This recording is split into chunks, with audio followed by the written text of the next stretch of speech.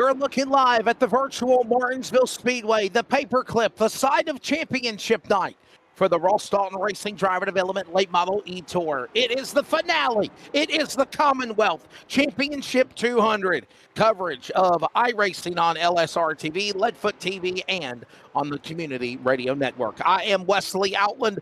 Joined alongside is Ryan Tomford. Tracy Brown will join color as well as on production.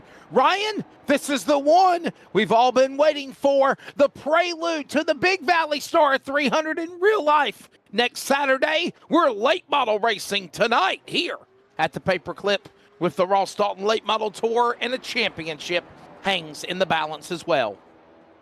Yeah, good evening. This championship night, this is one of my, most excited and favorite nights in any racing series. Championship night, anything can happen for any of these drivers, and a few of these drivers, I think will be at the Martinsville race. I believe on the 27th. So uh, while they're qualifying here, a few drivers put up times. They're getting a virtual version of what they'll see in a few days. We are now live on the Community Radio Network as well. Welcome to our coverage from Martinsville Speedway, Leadfoot TV, LSRTV, and the finale right now for the drivers of the Ross Dalton Racing Late Model Tour. Robert Zane on the 70 car, obviously taking time. This is qualifying. Tonight, these guys are going to go 200 laps. There'll be a halfway break around or before lap 100. What I mean by a break means we will actually have about a 5 or 10 minute intermission is what I was told, guys, is what they said. They said they were literally going to take a rest and let these guys reset and come back and go back out there and go at it again. When the halfway break happens, the field will be frozen at the time of the caution. And there's the man that's trying to go for the championship, Ross Boo Boo Dalton, the boss of the RDR Late Model Racer Development E-Tour. And real quickly, before we go any further, there are some drivers that can battle for the championship. There's Bryson Brinkley, Caraway Speedway, Nat Pro Limited Late Model point leader. Had a clutch issue last night in Caraway. Had to pull out his brother's old number 11. Blaze Brinkley, the car 11, drove in race number 2, but Bryson Brinkley's iRacing car is working good tonight. Let's take a look at the point standings as we move into the final race. Watch your screen, everybody. And here is a look at who can race for the title. Obviously, it is Ross Boo Boo Dalton. He is the man that is up in front right now as we currently are watching this whole battle ensue for the championship. You're looking on your broadcast, you see it. There it is. Ross Dalton has a not much, what is it, like a 16-point lead, I guess, something of that caliber over Adam Baker. Aaron Stoltz could mathematically possibly find a chance to win the championship. Jordan Blair as well, but it's going to have to take Ryan Tomford, Ross Dalton, and Adam Baker having some bad luck tonight for that to happen. Yeah, Adam Baker and all these drivers that are eligible are hoping Ross Dalton has a bad qualifying, but as the qualifying wraps up, it seems that Ross Dalton finds himself top of the time. So they're gonna have to find other ways to hopefully win the championship and find their way out in the front of the field. For the driver of the number, obviously 50 Star Machine, Ross Boo Boo Dalton, ready to try to get this thing started, ready to bring the field to the green. A championship hangs in the balance. And hey, Tracy, I'll bring you in, boss man. Punching the buttons, handling the production from one race to the other, my friend. We're ready for this one tonight here at the Paperclip in Martinsville. The championship at the Paperclip. It doesn't get much better than that. I was actually down here a couple of years ago. I think it was maybe a cutoff race for the Xfinity Series, sitting right at the end of turn 1. And my goodness, what a battle that was, man. And, that was the one where there was a whole big mix-up between, Shelton Creed and, what's his name? Austin. Talking about the Truck Series. Yeah, the Truck Series. No, actually, it was the Xfinity Series there. Okay. But anyway, I had me a handful of hot dogs, got heartburn like you wouldn't believe. And an unbelievable show that this track right here puts on, especially when the pressure is on, man. So, and the pressure cannot get any higher than what it's going to be tonight, especially for those guys looking to kind of, take the lead from Boo Boo and get this championship at the end of the night. And let's be honest here. They can possibly win the championship. There is a possibility that that can happen. But to do that, they're going to have to try to find a way to get around Ross Boo Boo Dalton. And I don't think, Ryan, he's just going to roll over and give it up. I just don't see that happening, buddy. I don't. Yeah, I don't think he's going to give up. This first position, he finds himself that easily. He's got 2 wins already on the season, and he's average start is 4th, so he's been very, very dominant all season long. So, I expect him to be up front all night long. Well, the points have been updated. Obviously, Ross Dalton, as we said, has 411. Adam Baker, 394. Aaron Stoltz, 328. Jordan Blair, 322. So let's just be honest. Top 4 mathematically have a chance to try to go for the title. And here's the important thing. Remember, if you finish in the top 10 of the point standings here tonight, I know it's a long way till December, and I know Ross Dalton's got some plans. We're going to talk to him about that when we go off the air when the race is over tonight, when we crown the champion and the winner of the race. But you get yourself locked in to Sunday, December 14th for 9 p.m. Eastern and Southern National for round number 1 of the RDR LFRL Pro 5 Late Model Challenge Invitational. That's going to be really cool. We're excited for it. The top 10 in the points will be the guys that go to it when it's said and done. With that said and done, ladies and gentlemen, it is go time. It is time to introduce the starting lineup for the Commonwealth Championship 200 here at the Paperclip. That is the Martinsville Speedway. Ross Boo Boo Dalton, the man trying to win the title. He's on the pole in the 50 star from Liberty. Robert Zane, where did this guy come from the last 3 weeks? He's been competitive. He's ready to go in the 70. Row number 2 will find Mason Walters in the 500, and that's normally the PPG car. That's Jordan Blair in car number 6. Row number 3 will find Caraway Speedway Nat Pro Limited Late Model Real Points leader Bryson Brinkley from Sanford, and Austin B. Taylor in car number 51. Your first 3 rows here at Martinsville, Ryan. Yeah, in row 4, Aaron Stoltz, he's one of those drivers that are going for the championship. He's 87 points back, I believe, from Ross Dalton, but he'll have to work his way up from 7th. And Peanut Baker right next door to him in row 4. Cliff Mullins and Speedy Bird are occupying that row number 5 in the 37 car and 16 car. On row number 6 is Ethan Johnson in the 27 car, and Michael Steele, who's had a few successes this year, finds himself in row number 6 in 12th position.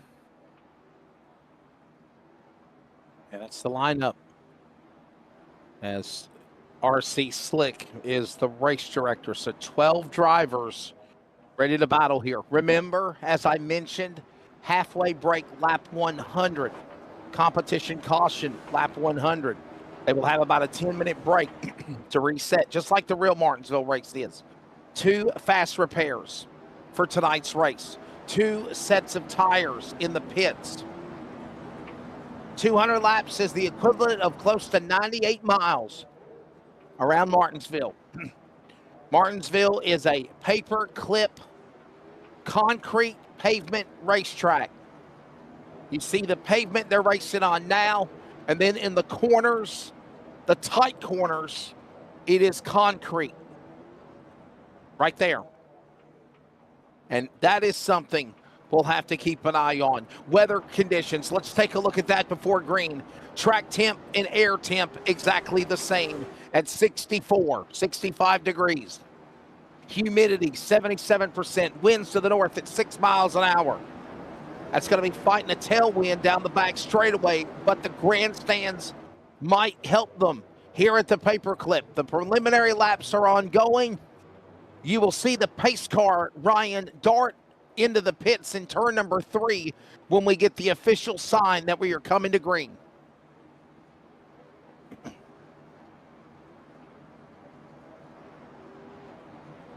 By the way, there is a 3.5 hour time limit. God, I hope we don't race for 3.5 hours. I hope we don't. If it gets close to anywhere close to that amount of time, I'm not going to be a happy commentator. No, I'm just saying you get out of here and go to bed, you schoolboy. And it's go time. Tracy, you ready? Ryan, you ready? Here we go. The first 10 decided for the Pro 5 Invitational happens tonight. To the restart box. Green flag presented by Lucky Duck Motorsports. The Commonwealth Championship 200 is on at Martinsville.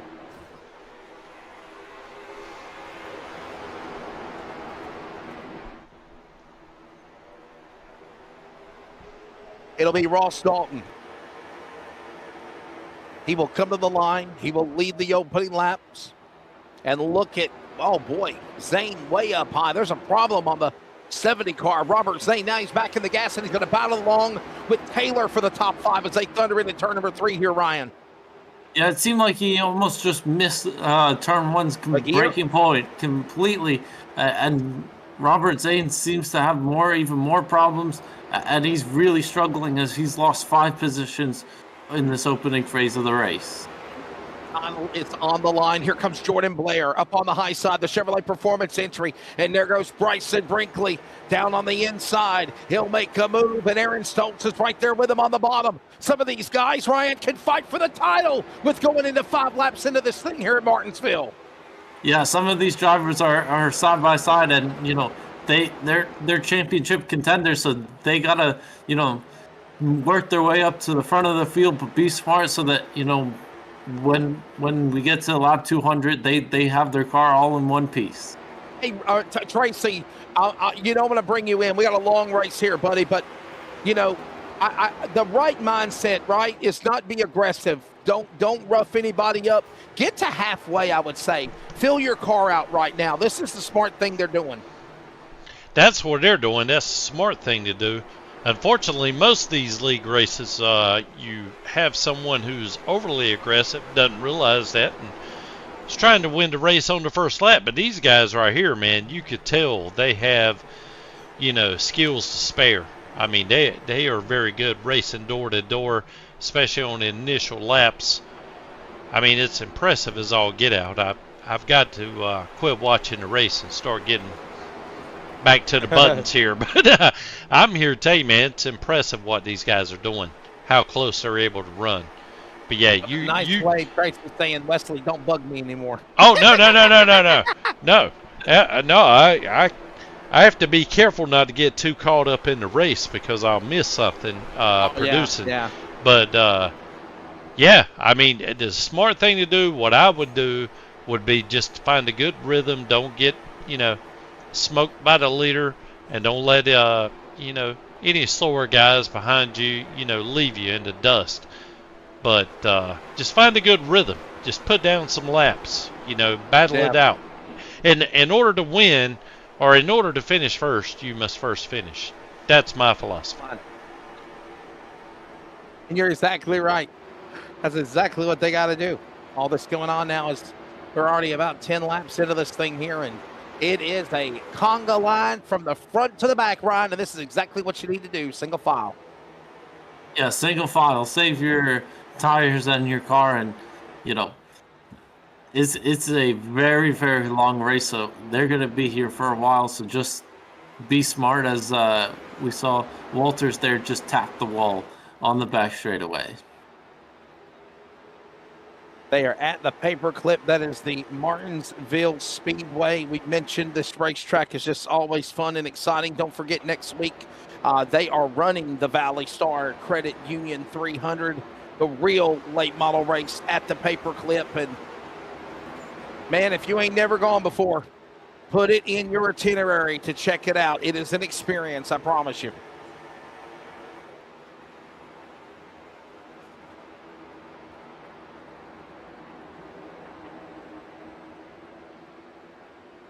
By the way, as I mentioned, at the end of tonight, 10 drivers will be putting themselves in to the December running of the biggest invitational of iRacing I think ever created. I don't think anybody's ever done it. If they have, it wasn't advertised like we are.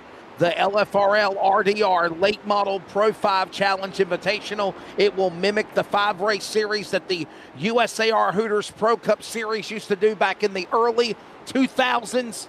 Tracy's excited about it. Ryan, we're looking forward to it, man. It's going to be fun. And by the way, to try to help Ryan with his school schedule, we have moved it to now 9 p.m. start time, 9 p.m. Eastern start time for all the races.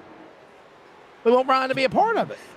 Yeah, I'm going to be excited to join all those races. You know, I'll be broadcasting from multiple states, doing it over the entire period. So I'm just excited to be a part and be able to, you know, fit my schedule in to call those races. As we were watching here, Ross Dahlin has lost 2 positions, and, you know, he's starting to fall back and just saving his tires. And Walters and Jordan Blair were able to get it by him pretty easily.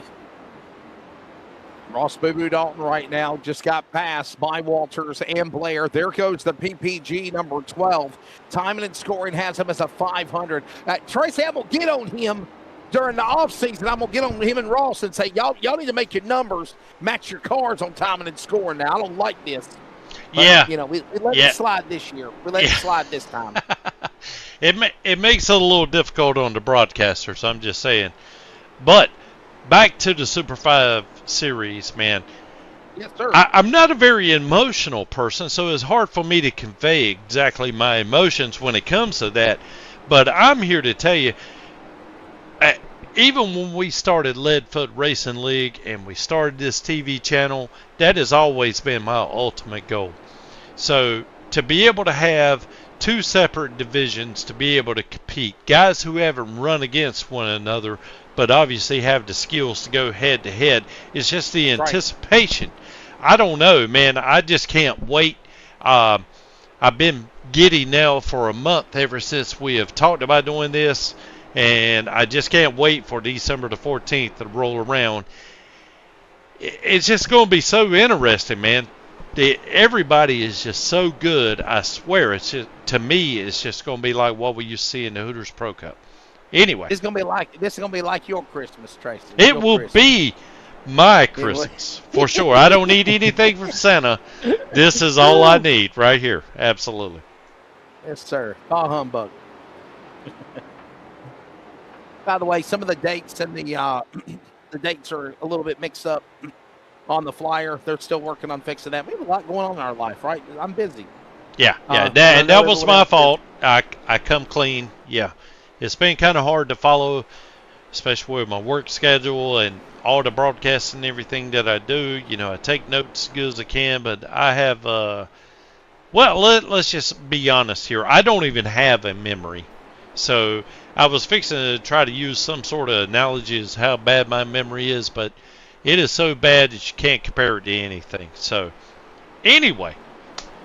Well, it starts on December 14th at Southern National, 250 laps. Indianapolis, Lucas Oil IRP on December 21st. We wanted to do a couple of races before the Christmas break because we wanted Tracy to have his presence.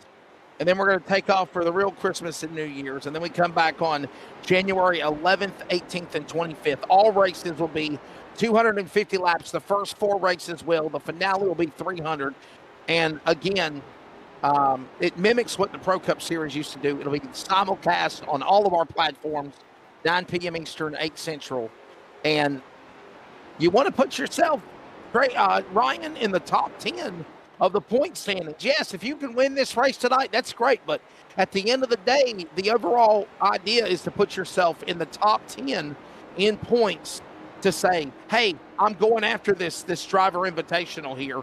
And like we said, right now, Mason Walters has got a really big lead over this thing. I don't want to say like we're sounded winded and got off subject, but right now, Ryan, it's a stalemate. Everybody is single file around the racetrack. You're seeing the interval now. Mason Walters is leading and running away with this thing. The last place car is almost 9 seconds behind the leaders.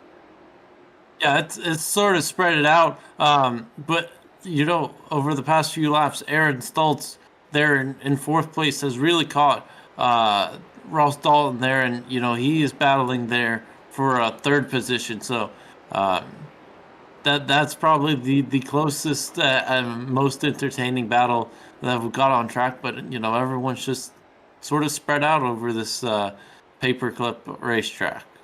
They really are. They are working their way again around the racetrack. Another solid lap. By the way, remember we were talking about Mason Walters and, you know, Blair, Dalton. They're real Brinkley. They're real racers. They're real competitors. They actually race in real life. I mean, I just mentioned earlier that Bryson Brinkley, there he is coming off turn 4 in front of Mullins. He's going for a championship at Caraway on the road to the 10,000 to win October 18th Caraway Crown. He's trying to win the Nat Pro Limited Late Model Championship at Caraway. Look at this now. Ross Dalton under attack. Aaron Stoltz. And why are we watching this? This is the battle. 1 and 2 for the championship. 1, 2, and 3 going at it. Yeah, championship contenders all line of third here. You know, but Aaron Stoltz is trying to make his way around Ross Dalton. You know, he's trying high and low. He's trying all different moves to try to get past him. You remember, I want to say Aaron Stoltz, Tracy won 3 wins in a row. He won the second race at Southern National in the Twin 75s a few weeks ago to start September. Last week, he won and swept both races at North Wilkesboro. We got a caution. The 5 still is around. Yellow is out. So our first caution will come out. That is the driver of the number 5, the man of steel, Michael Steele. And just lost it. And you know what, Ryan? That'll happen here at Martinsville. Just you exit too hard out of the corner to the center, the car will shoot out. And that's exactly what happened to the 5 car, Michael Steele. Yeah, I think he also did get on that yellow painted curb, and you know the height difference there can very easily spin you around, and that's what exactly happened there. Yeah, and I tell you, Wesley and Ryan, these guys right here, they're pretty doggone sneaky, man. Honestly, it's kind of hard to say exactly who's got what here at this track, because you have not seen the last of Boo-Boo Dalton. Trust me on that. And I just think he's kind of got the same mindset that I would have if I were racing this race. You know, no sense in abusing your equipment, wearing out your tires. Make it a lap 100, you know. But it's still a race of attrition here, so you don't want to get caught up, you know, just like what Mr. Steele just did. You don't want to clip the curb, go sideways, and have someone T-bone you, in other words, and then you have to burn a fast repair. So, anyway, I don't know. I'm just kind of carried away with how good these guys are, how close they're able to race side by side.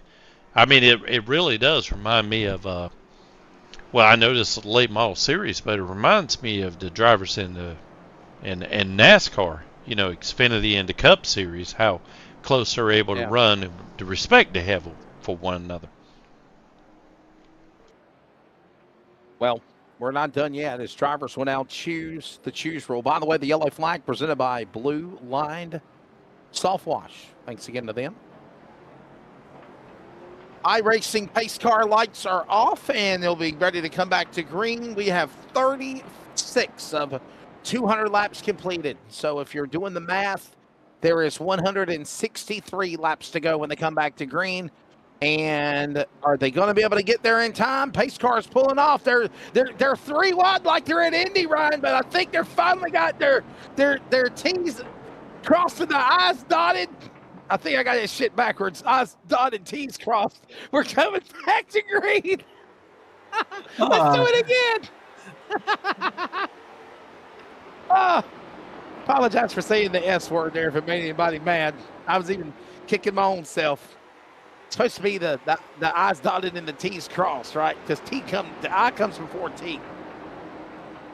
Yep, and we're watching here as Ross Dalton on the outside of Mason Walters. He's rocketed himself up to second, and he's battling for the lead with Jordan Blair there. Now side by side with him, battling for second. Oh, Taylor bounces off the wall. He's got thing behind him, Baker, all that going on at the Out of the top 5, but outside all 4. Here they come. And look at this battle for the lead. Walters, here comes Dalton. You heard what our producer Tracy said. Hey, boo-boo. He's there. And Jordan Blair's there. And we're racing on with Stokes watching in the 3.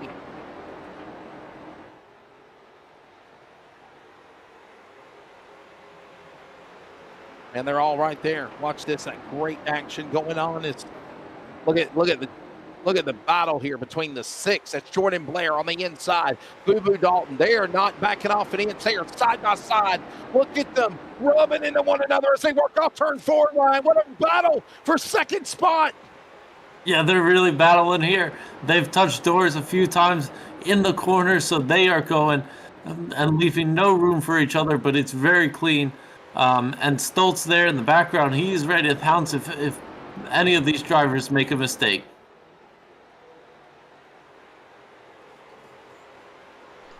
Wesley and Ryan, you see how close those guys drove right there? Oh, yeah. I mean, so close. I mean, oh my God. Boo Boo was like, well, how much room do you need? You know what I mean? I mean, he gave him a car width, and that was it. And these guys, they came around there door to door, literally leaning on one another.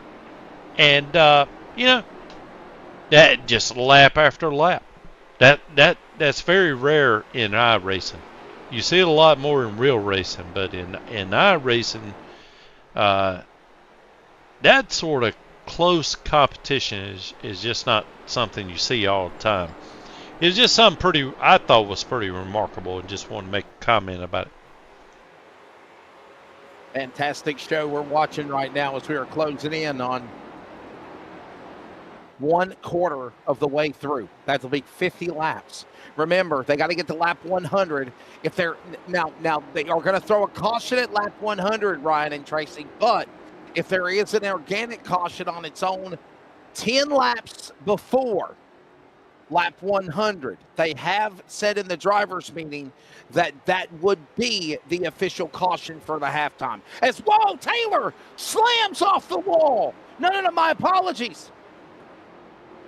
Who is that? Him right there, the other car. Yeah, the orange behind Mullins. That's Bird. Speedy Bird hard into the wall. Watch the replay. Man, he changed his colors this week. That's why I thought it was Taylor. That's Speedy Bird. He hit the wall hard out of turn number 4, Ryan. Yeah, he definitely whacked the wall pretty hard. It seems like he's got a little bit of damage on that right side of his car. I think we're going to try to look at the replay of it now. Here it comes as you watch him down the back straightaway.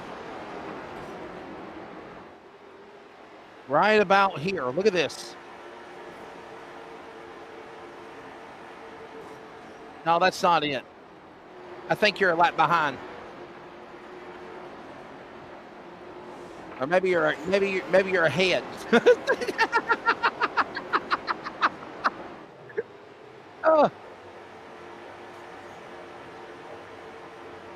Oh well, we saw him hit the wall. It was a very far camera angle where it showed it. So here he is up under Brinkley. Nonetheless, let's go back live. We're back racing with Walters in the lead. As Mason Walters, there he is, out in front. And you see he's in a 16 car, but timing and scoring has him as 500. I don't like that, okay? You want to know one of my biggest pet peeves that gives me beef in a broadcast in iRacing is when the numbers don't match the scoring ticker. But we said we'll give you a mulligan this time. But I can promise you, when they run the RDR LFRL series, they're going to have their numbers matching the scoring ticker. We're going to make sure all that stuff is right. As Mason Walters right now is running away with this thing as we're 1/4 of the way through, Ryan, at Martinsville. Yeah, we're 1/4 of the way through the race, and in the background we see in that 3rd position Robert Zane. He's worked his way back up through the field, and he's chasing down these leaders as he slides up the track. He was pushed a little bit there by Jordan Blair.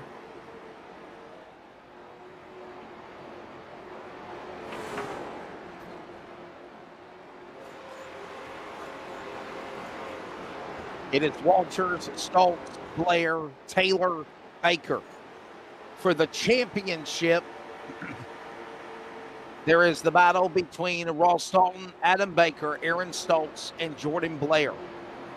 Mathematically, the top 4 are close in contention to race for the championship.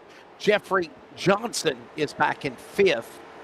Right now, he's back in the 11th position, but I just don't see him being 5th in the points to climb and make a run for the title. I don't see it happening. But 4 drivers have a chance to pressure Dalton for the title when it's said and done here. And as we mentioned, all the while, it is Walters over Stoltz. Blair, 1, 2, and 3. So go back to 1, Ryan. Yeah, as they go ahead back into 1 out of 2 there, working their back straightaway. It's, the top 5 has become strung out and, very single file. So, it seems like we're in a car-saving, tire-saving mode again and, trying to work your way to that lap 100 stage break. So it seems like it's quite chill out front.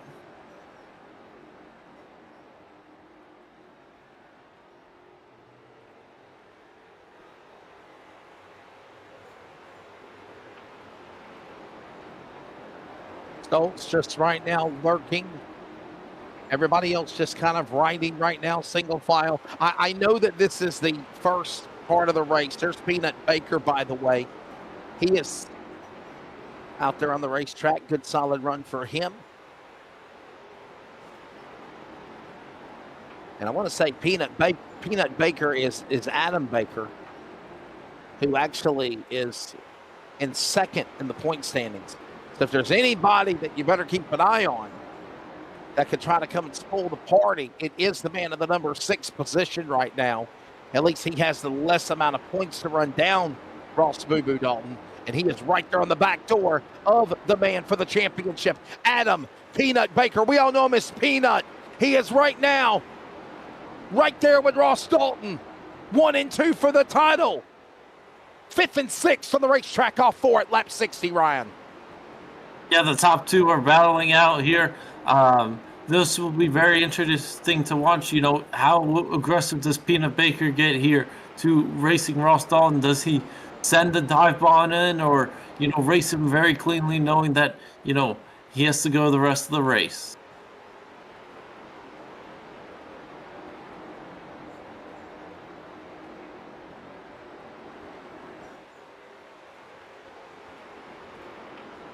A very solid run there. You said, whoa, somebody's blinking.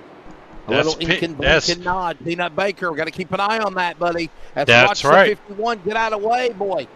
He says, tab at it, guys. That's the 51 of Taylor. Well, I was just going to chime in here, Wesley, and, just to let you know, a couple of updates ago, iRacing changed this thing so that if you start blinking, with your internet connection too much and you start losing too many packets, it will kick you out of the race. So that would be a terrible way to lose the championship there. But, as I've been following Peanut here, I see him blinking on and off. And just want to give him a couple of pointers. Number 1, don't go off a wireless connection. Run a Cat 5, well, actually a Cat 6 cable to your router. And the other thing is, make sure your router and your modem are up to date. Makes a big difference. I know that personally.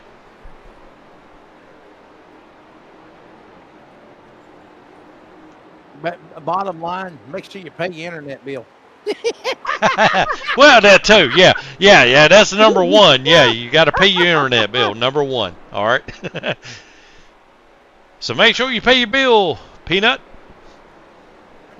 And a lot of people don't realize, but it takes a lot to put together even a virtual production, just like we do a real production. I mean, Ryan, you know that. You do real racing. You do, iRacing broadcasting, but, you do real broadcast TV streaming production with me at Wake County. And then, of course, you see what Tracy does. And, I mean, it kind of goes hand in hand, except he's not at a sporting event doing it. Yeah, I mean, whether you're doing it virtually or, in person, it takes a crew to make everything work. And, it's so hard to produce, I feel like it's even tougher to do iRacing. You're not there at the race. You don't know what the vibe is like. You don't know, you're not getting information from the drivers. So, Tracy's definitely got a very hard job producing it, and he makes it look good every race. Well, I do my best, Ryan, first of all. But the analogy that Wesley makes is very intriguing to me because, in real life, you got to make sure every bolt is tightened. You got to make sure that every hose isn't leaking, whether it's brake lines or fuel lines or coolant lines, that sort of thing. Well, the same thing goes, I don't know, maybe I'm stretching it here, but you got to make sure you got good internet. You got to make, sure your computer's up to date. You know what I mean? As far as nothing's running in the background, you're not doing any kind of graphics updates, or if you are having problems, then that's when you dive into the graphics updates, those sort of things. So, Tracy, you're right. I mean, there's people that literally think, oh, well, I got an internet signal, I'm good to go. No, you're not good to go. I mean, you got to have a certain amount of bandwidth. You got to have a certain amount of upload speed.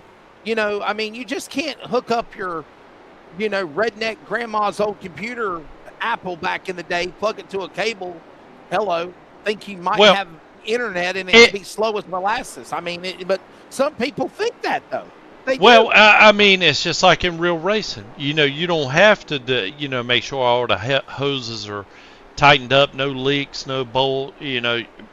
Don't have to check every single bolt. But when you show up to a racetrack, that's when it's going to show. And if you want to win, if you want to be a champion, if you want to win one of these league races, you have to make sure that everything is working.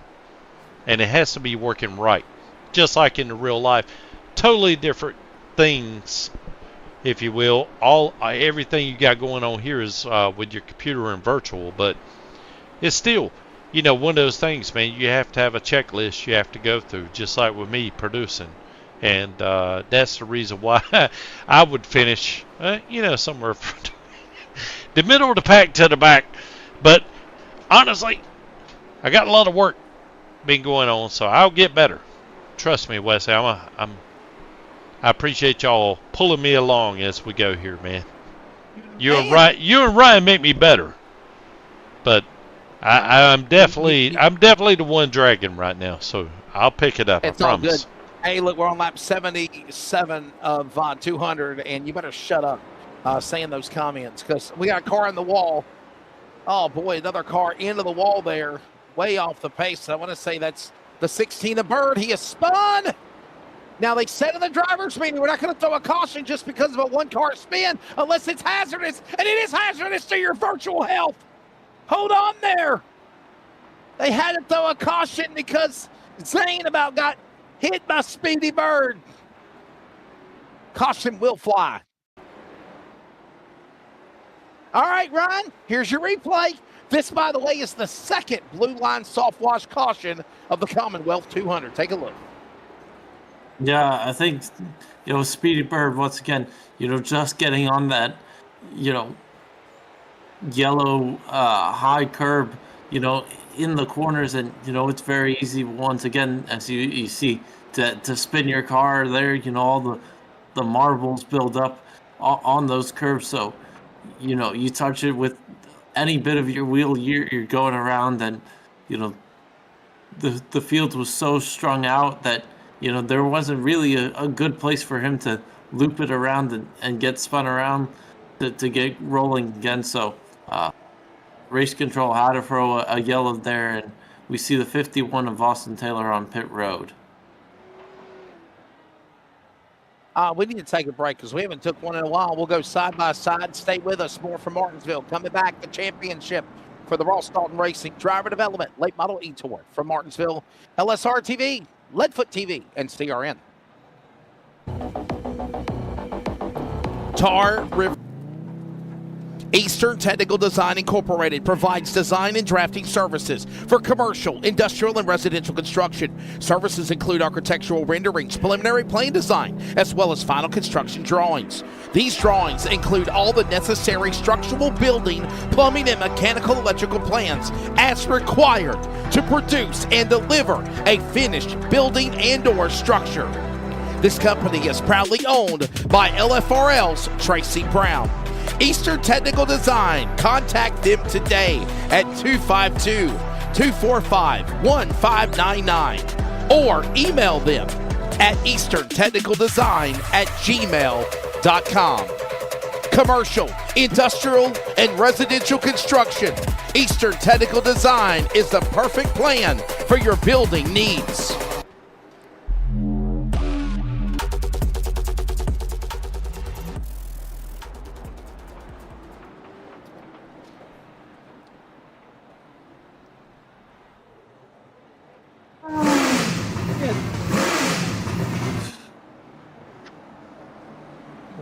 Welcome back to Martinsville.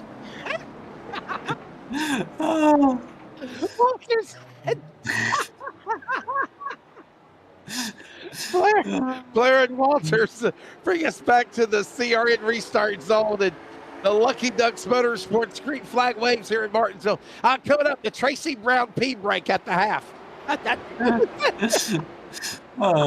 It is absolutely going to be perfectly timed, I'm here to tell you. Yes, absolutely. We got to regroup and get ready for the second half of this race. They go 3 wide, man. Oh, my God. The intensity's ratcheting up here even before they make this stage break or mid-race break. Listen to Tracy in the 2020 era. Ratcheting. It's ratchet. Now look at Zane getting pushed out of line. And look at Stoltz. Power alongside Walters, and here comes Dalton on the bottom. He's there. Excuse me, coming through on the inside. Pushes Walters out of the way. By the way, those drivers were fighting for the championship. Adam Baker is all the way back in 5th. How about that? Yeah, now he's worked his way up to 4th as he moved Walters up the track, and as Walters hit the wall very hard there out of 2, it damaged his car really, really badly there. Inside safer barrier or the outside safer barrier, and look at the toe end as the right front tire is bowed out, and it is shifted in a way that's going to really hurt the handling on his car. He's going to hope, if you will, that he can get to lap 100 and halfway. Yeah, he's just going to take off these laps, the 11 laps, I believe, to that stage break. So he's hoping nothing chaotic happens to his car in these next 11 laps. Talk about being bowed in, it's bowed out. And it is. Look at how it's made the car look sideways more than what it already was going in the corner. See how he's fighting the car out of the corner like that? It looks like he's dirt tracking it. And then its car is literally sideways. He's got a fast repair. Remember, they're going to be given 2 fast repairs, but make no mistake about it. He's trying to survive as Mullins hits the wall in the 37 behind him, coming into 3 and 4. Yeah, on that last restart, it seemed like, Walters just lost the handling of his car very easily. It allowed Blair and Stoltz and Dalton to, power up to the front end. He was struggling even before the damage, so it must be a handful for Walters there in 8th place. But he's doing a pretty good job defending Mullins here. Well, you see Mullins, I think, is that a Toyota or a Pontiac? I'm not sure about the grill, but anyway, you'll notice how he's entering a little bit higher than what the 16 is there. I think he was trying to get a run coming off the corner to be able to pass him, but he's got to get near him first, and then he'll probably swing out, enter in a little bit higher, and see if he can't get a run coming off to be able to pass 16 of Waters. One thing to pass, another thing to... It's one thing to run somebody down. It's another thing to try to pass them, is what I was trying to say.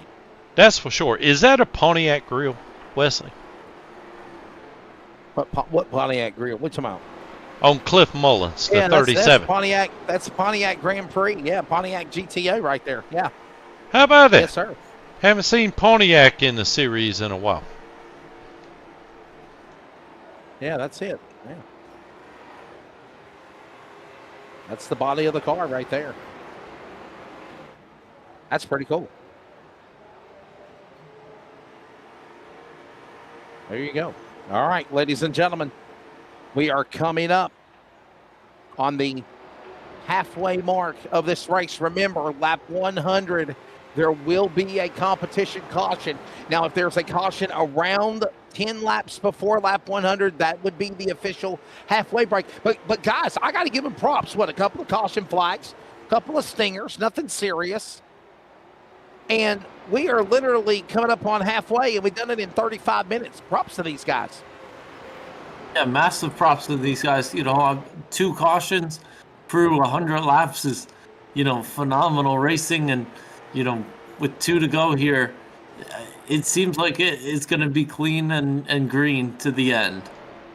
And at Martinsville, guys, at Martinsville. Don't jinx it. It's Martinsville. Oh, I'm sorry. I'm muting my mic. Sorry about that, guys. Now we're gonna have 11 cautions. Blame it on Tracy. Screwed it up for everybody. Coming up is the TVP break. No, listen, in all seriousness, Tracy Brown, it seems like this guy's going to go to the bathroom every hour on the hour. I do. Like station identification, okay? Because it's time for station ID. Part of the bus. Yeah. I swear I'm going to create a graphic here. Radio Network, WCRN, 87.9 FM, Clayton, Connor, Smithfield, North Carolina. Proud to be in the USA. We are CRN. See, I got to cut this thing off because it's in manual autopilot, and I totally friggin' forgot about it. It did it to us at 10 o'clock and scared the crap out of me, and I told you it did it at 11 o'clock. Look at what time it is. Perfect. And it right at the top of that, you damn robots, man. And the caution is out. Caution is out because we have reached the halfway mark of the race. All right, Tracy, go pee. Hey, so listen, funny story. I said this before the caution come out. Blue line soft watch caution. Only third one of the race because we've completed the first 100 laps of the race. They're going to wait for everybody to slow down, make sure timing and scoring is correct, and then the field will be coming down onto pit road, and they will be taking a 5 to 10 minute break. A 5 to 10 minute break. So you could be able to go grab you a snack, go try to cook some rotten hot dogs like I tried to do. You could just. But what they're really saying is, I'm not the only one with an inflamed prostate, right? I mean, I'm not. Yeah, but now what they're, setting up this race here, they're looking after the drivers, man. Go 200 laps. I mean, we can't. Well, I don't know. Real drivers wear Depends or something like that, or do it on themselves. But I mean, in the virtual world, you don't want to do that. So one time I was at the races and Tony Stewart had Dookie on his driver's seat. You're driving down, running back. I mean, he really did, and actually, I was like, I understand it, I get it, right? I mean, you got to go, right? I mean. You gotta have some Mexican food, maybe some Chinese, bad Chinese. You never know, right? Exactly. Yes, my man. The elephant in the room always gets asked a lot of people. They say, "Well, man, what if you got to go in your suit?" Well, you could get the pins and be like an old man and use one, or you just go in your suit. That's right. People tell me. I mean, my dad used to race cars, and he used to say. On the radio one night, he said, "Man, I got a bed." I told my grandpa. My grandpa said, "Just let it go, brother. Let it go. Let it dangle to the floorboard." That's right. You gotta let it. Yeah, that's exactly right.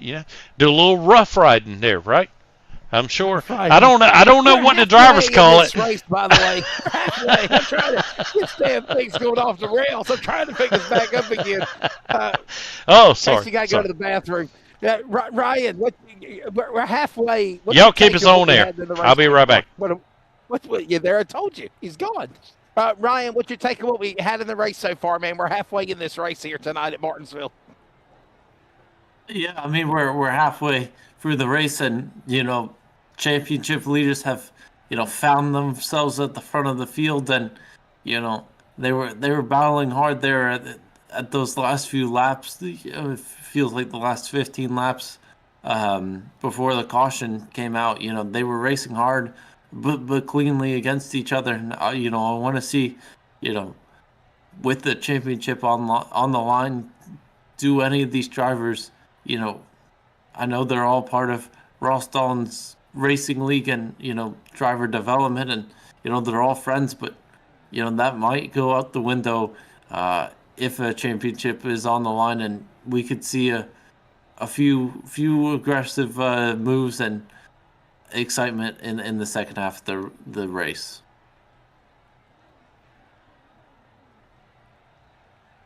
All right. So we are going to obviously let these guys take a break. When Tracy comes back, we'll take a break. Stage break presented by Tracy's Bladder.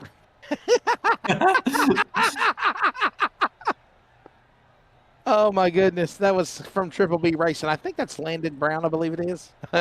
So, nonetheless, we'll get ready to take a break as you just see the pace car driving by his lonesome around the racetrack. And I'll be honest with you, Ryan, I think we're now at this point of the race where it's go time. Okay. I mean, I know there's 100 laps or so to go, but this is when it's time to rock and roll. This is when it's time to race for the finish of the race right here. You got to put yourself in contention, put yourself in a good spot to try to win this race here.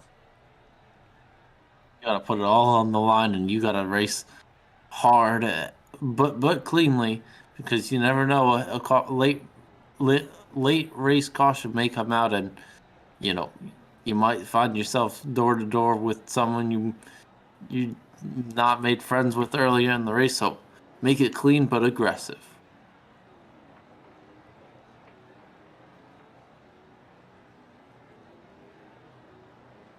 The field is back rolling. So much for a 10-minute pee break.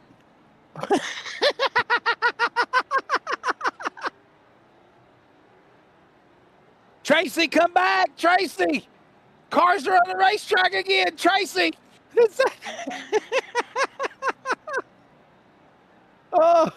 Ryan, what are we going to do if the producer ain't here? It's off the rails, right? I mean, what are we going to do? Yeah, I mean, it seems like they're just rolling here, and a few cars are still working their way on pit road. So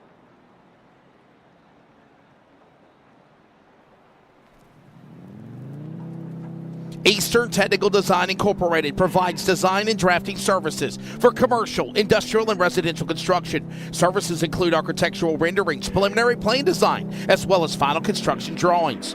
These drawings include all the necessary structural, building, plumbing, and mechanical electrical plans as required to produce and deliver a finished building and/or structure. This company is proudly owned by LFRL's Tracy Brown. Eastern Technical Design. Contact them today at 252-245-1599 or email them at easterntechnicaldesign@gmail.com. Commercial, industrial, and residential construction. Eastern Technical Design is the perfect plan for your building needs.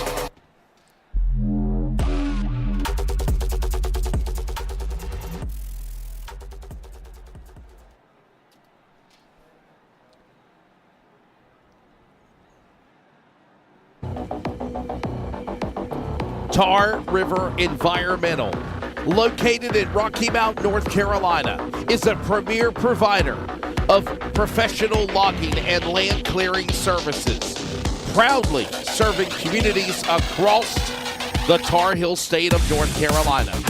Their services are vital for large-scale land development and forestry operations. By prioritizing responsible land management, Tar River Environmental helps clients achieve their land use goals while maintaining ecological integrity.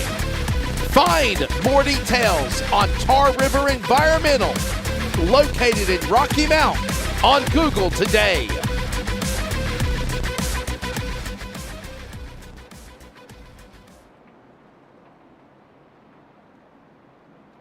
I don't know. What the hell? No, he's back. That's him. That's all him. That's all him. Welcome back to Martinsville. As we're getting ready to go back to the green flag here. Lap 107 of 200. Here they come, ready for the second half of this race. It's go time. The Lucky Ducks Motorsports green flag flies, and we are ready to settle it here at the Big M. And wow, Taylor already hitting the wall again on a restart in the 51. Yeah, it seems like Taylor's hit the wall multiple times tonight, and you know, he's becoming friends with that outside wall. According to Triple B Racing, Tracy, stage break presented by Tracy's Bladder. There you go.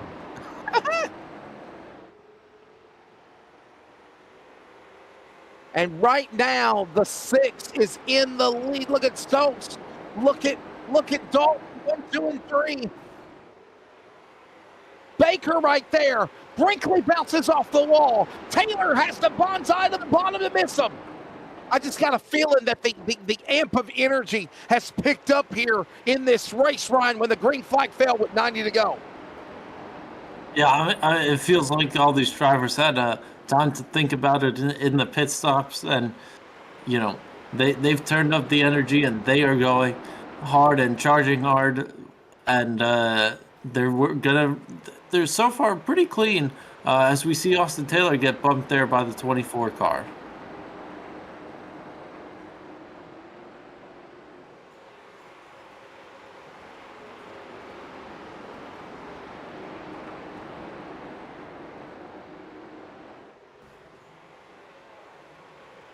This is the race to the obviously finish of it. That's 113 of 200. Remember, this is a 200 lap race.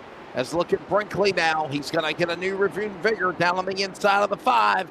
That's Michael Steele. Remember, he had a caution earlier in the race in the first 100 laps. Now he's Brinkley on the inside. There's Mullins behind him in 37. All this going on now as they work off a 2 to the back stretch. Keep an eye on it. Ethan Johnson, by the way, on the lead lap in 12th. Just kind of hanging back. I wonder if the 27 star is saving something for the finish of the race here, Ryan. Yeah, it seems like he's been at the back of the field, sort of battling Speedy Bird there all race long in that first 100 laps. So, you know, maybe he's saving a little bit of his tires and hopefully gonna rocket his way up the field a little bit. As we got trouble. Uh-oh. Wow. A couple of cars scraping, and looks like Zane's one of them up in the fence. Maybe another car or so, I think. Was that? It was Mason Walters there with the 70 car. They were bumping him down the front straightaway, and, you know, it seemed like Mason Walters squeezed the 70 car on that front straightaway. They bounced off of each other, and it seemed like a little bit of a retaliation back into turn 1.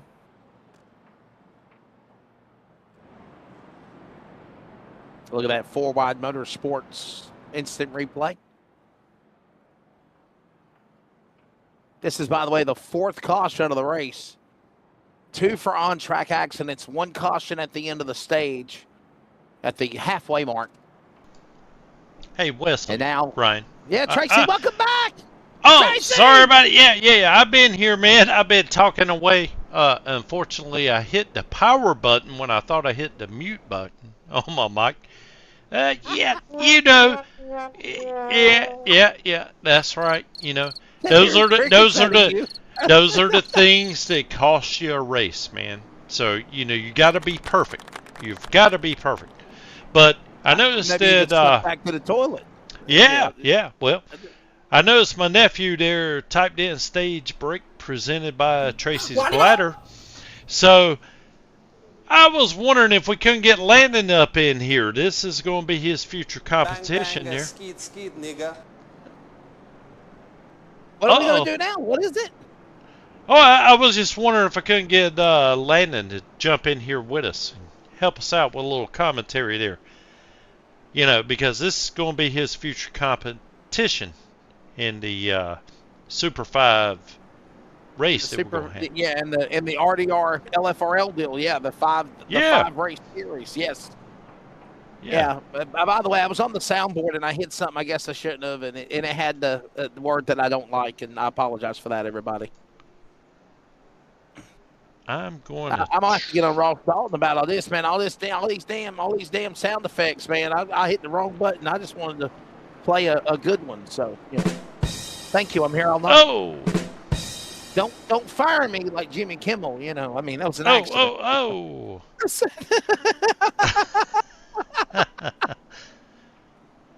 He deserved what he got. All right, where's he at? Bring him in. Where's he at? I don't know. He's sitting here typing. Come on in, Landon. We need some analysis from a driver's perspective. Aren't you a driver? We're back to your ring, by the way. Lucky Ducks Motorsports. Hey, Tracy, by the way, what is Lucky Ducks? What is that? Is that like a... Whoa, trouble! Lucky Ducks is about to go blue wash again. Blue line, they stay green. Oh, baby, 80 to go, and we had caution and no yellow flag. Remember, the race director was kind of a jerk.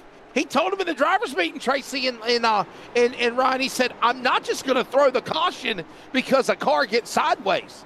There's got to be a significant reason for me to say I'm throwing the yellow. Yeah, well, I tell you what, let's go back. Yellow. I'm gonna see if I can catch this thing here. It's he showing the yellow. that wasn't that was Mullins and Zane. Yeah. Sorry about that. Mullins and Zane. I got an alert from well, it was Zane there. He was involved, but it looked like to me that it happened in front of him a little bit. But let's go back live here. Sorry about that, guys. As my dad used to say, take me off of live pictures. All right, here we go. Dalton and Blair almost get together. Oh, boy. Now, if Landon don't come in the booth, we can't bring him in. The olive branch has been extended. Exactly. I'm sitting here trying to figure out where he's at. He might have just got cold feet. What? He says, I have no access to anything in RDR. Oh, so you've got to send him a link, I think is what it is, right? Ain't that what it is? Ain't that what you got to do, like invite people or something? Yeah, probably so. Let me know if I miss anything important here. I'm going to see if I can. You gonna make your nephew mad at you. Here we go. Down the back straight, run straight away. Hey, look. If he's going to talk junk, the least he can do is come on in here and, help us out a little bit. Right? 75 to go.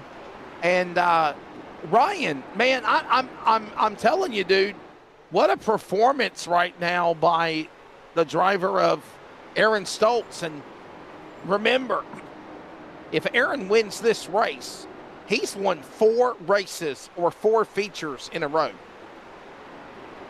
Yeah, he's done a great job closing out the season.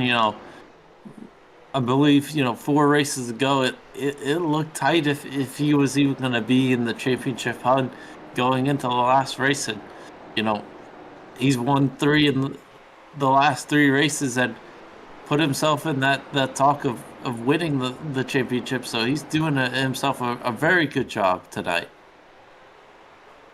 Well, I mean, if you think about it, okay, he won the second race at Kenley back at the beginning of September. September 6th, I think it was. And then he won back-to-back last week at at North Wilkesboro, which a lot of people were like, can he really pull it off? Can this really happen? By the way, first day of fall, and he is right now trying to win again here in the finale. This is the Ross Dalton Racing Driver Development Late Model E-Tour. This is the Commonwealth Championship 200. I'm Wesley Outland, Ryan Tomford, Tracy Brown. Maybe Landon will be joining us soon. I don't know. I ain't seen him. There he is. There he goes. There's Landon. Talking all that smack in the chat box. Appreciate to bring me in, Landon.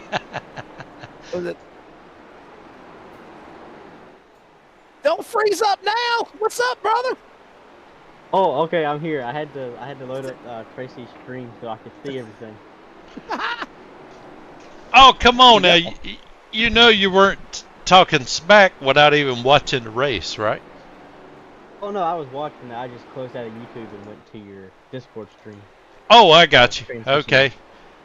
Well, anyway, I thought there's a very bad delay. There's about a 45-second, 1-minute delay from the video stream to the live stream. You know. Yeah. Yeah. I thought 30 seconds. I thought it'd be a good idea to bring you in here since these are future opponents of yours, assuming you make the top 10. That is. Yeah. I'm hoping for it. I thought I was gonna have a good shot at having run for top 10 until our last lap calamity. Could have had a 5th or 6th place finish, just 12th. That sucks. Well, I mean, at the end of the day, you're looking for the overall top 10 of the points, and I think you're still in contention. So, closing in on lap 135 of 200. If you're doing the math, everybody here tonight, that is 65 laps to go. Aaron Stoltz is leading this thing. He's trying to go for the 4th win in a row in the series. And furthermore, Ryan, he is trying to give Ross Boo-Boo Dalton a run for the championship, or even Adam Baker for 2nd for the title. Yeah, I mean, Aaron Stoltz is doing all he needs to do to hopefully win his first championship, I believe. But, he's doing a great job. He's now got almost a 2-second advantage in front of Ross Dalton. So, good lead for him. And, Ross has found a little bit of pressure from Austin Taylor and Peanut Baker there in 3rd and 4th. So, this could be very interesting going down to the last 60 laps.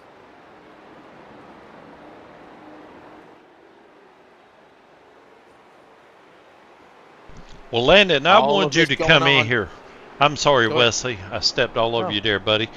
I wanted Landon to come in here and notice, and granted, we still got about 60 laps to go, but it was just very impressive to me how tight these guys can run side by side. I mean, literally door to door. And that's going to be quite a challenge there, I think, coming up into our Pro Cup Super 5 series there. Oh yeah, for sure. I was watching, I was on the YouTube earlier. They were not sparing any room more than a car width. That's for sure. They were, it was 2 bottom lanes when they were running. There was no bottom and middle lane. It was just 2 bottom lanes. Yeah, I was going to say, man, how much are you looking forward to, Landon, to this idea that we've got the LFRL RDR Pro 5 Invitational? It brings back the heritage and the homage of what the Hooters Pro Cup Series used to be back in the day that everybody loved. I mean, I found myself talking to somebody about this at the racetrack last night, and then obviously, still given an opportunity to highlight some of the best iRacing drivers of LFRL and RDR and going at it, right? I mean, it's not going to be a versus battle. It's an invitational, but I think we're going to see some of the best late model iRacing I think we're going to see in history coming up in December. That's Walters and Bill Zane. Oh, boy, Mason Walters made Mason Walters made Zane mad. I'm not so sure about that one. Robert Zane retaliated. Robert that's Zane exactly what I retaliated. saw. You can see it. It literally was building up. Matter of fact, Tracy, go back about a lap or two before he actually got crashed, and you'll see. I mean, it was building up between these two guys, Ryan. Another blue line soft wash caution. Just watch this here. I think Walters was holding him up. All right, go ahead right there. It's fine.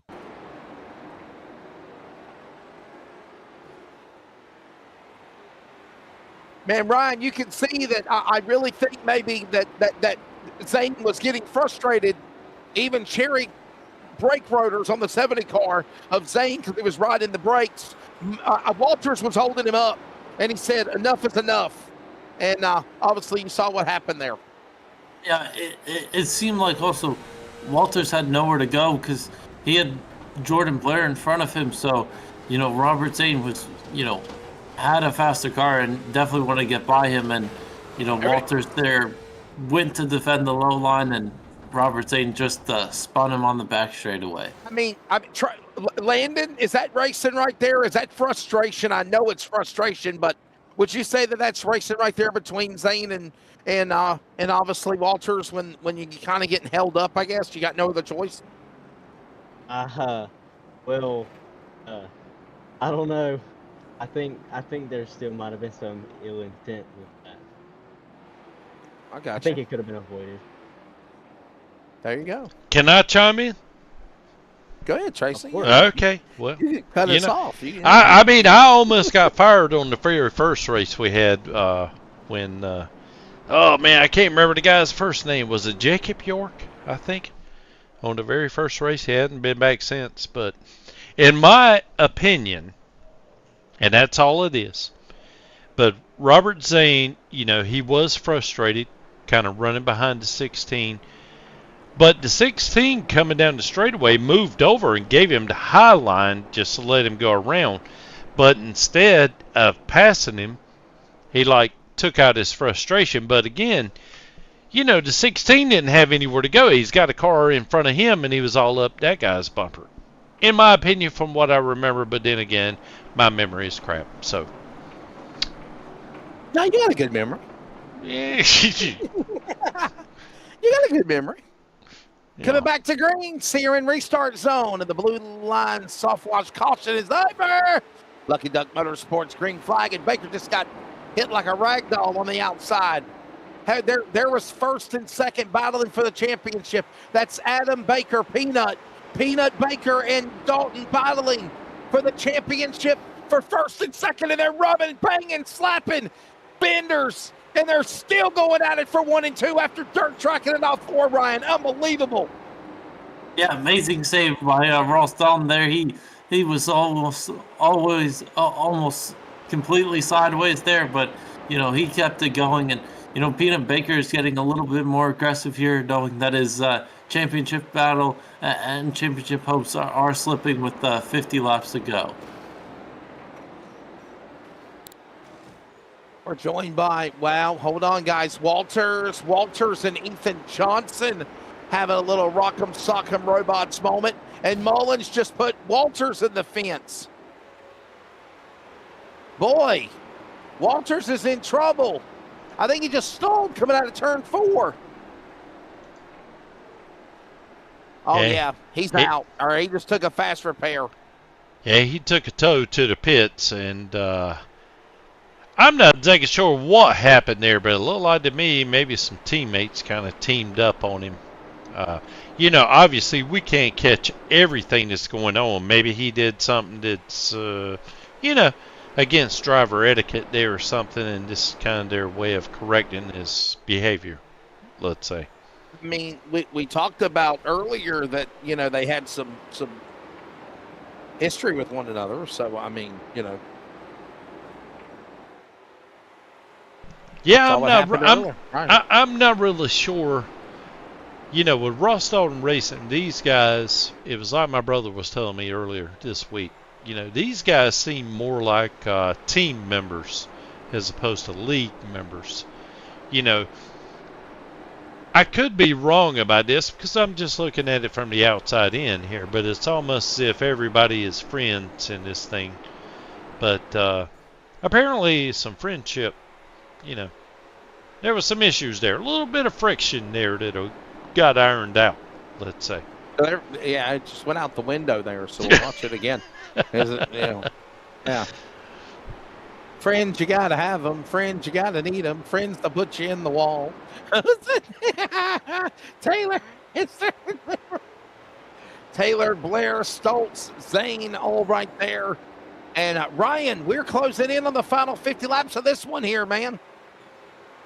Yeah, we're closing in. We got 44 laps to go, 43 at the line, and you know they've made a good pace so far throughout this race. You know, not too many cautions, and you know, pretty decently long green flag runs, and you know, we're getting a battle here between two side-by-side battles between Stoltz and Blair and the 51, Austin Taylor and Robert Zane. So incredible battles, and you know, it's been good racing through 3/4 of the race so far.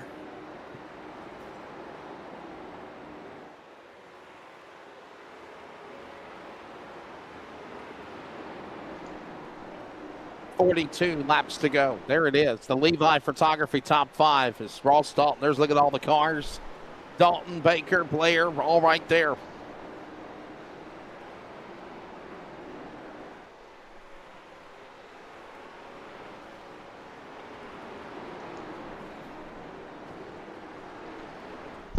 Well, I hate to take it back to, what did you say that was, 2001? About ratcheting up the intensity, man, but you can just see it happening. Feel it. You can feel it. You can feel it. Oh. Speedy Bird just got into Jordan Blair, and caution's out. Here we go. Blue line soft wash caution number 6. As with about 40 laps to go. Caution out again. Here's a replay. So did Stoltz get into Blair, and so did Zane. Oh, yeah. But look at, hey, listen, same scenario. We saw it happen earlier to Mason Walters, and they done it to Blair, Ryan. I don't know if, you know, Aaron Stoltz, you know, got pushed into Jordan Blair there to cause that wreck. So I don't know if that was even one of those chain reaction of the last car just hitting, you know, a few cars ahead. But, you know, it seemed like, you know, Jordan Blair did go around, and he got a hefty whack there after you know, he spun out.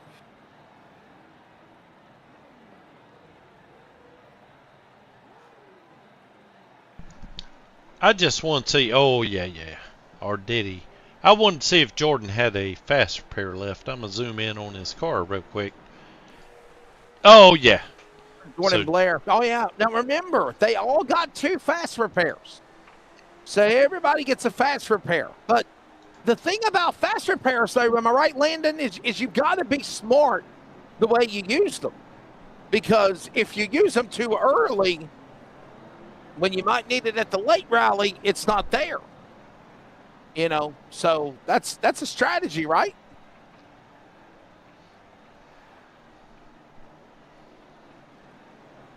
Did we lose Landon Brown? Did he go away? Yeah, we lost Landon. Okay. What? Ryan, Tracy, I'll ask you that question. Go ahead.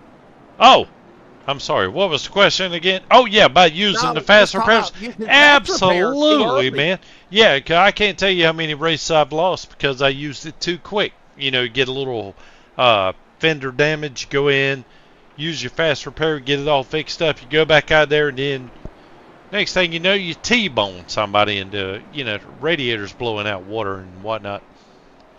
So you definitely have to use strategy when it comes to that as well. But I would say, Wesley, with like 35 getting ready to go, baby, you got to lay it all on the line right now, man. It's the last race of the year for the championship. At this point in time, I would throw out the golden racing time to dig. Time to dig, baby, gotta do it. All right, it's time to dig. Little 10 laps earlier, it's the golden race at 25 to go, time to dig, but it's time to dig with 35 to go. Thanks again, Chris Golden. And it is time to dig, and we're crashing Johnson and other cars in the back, but we still race on.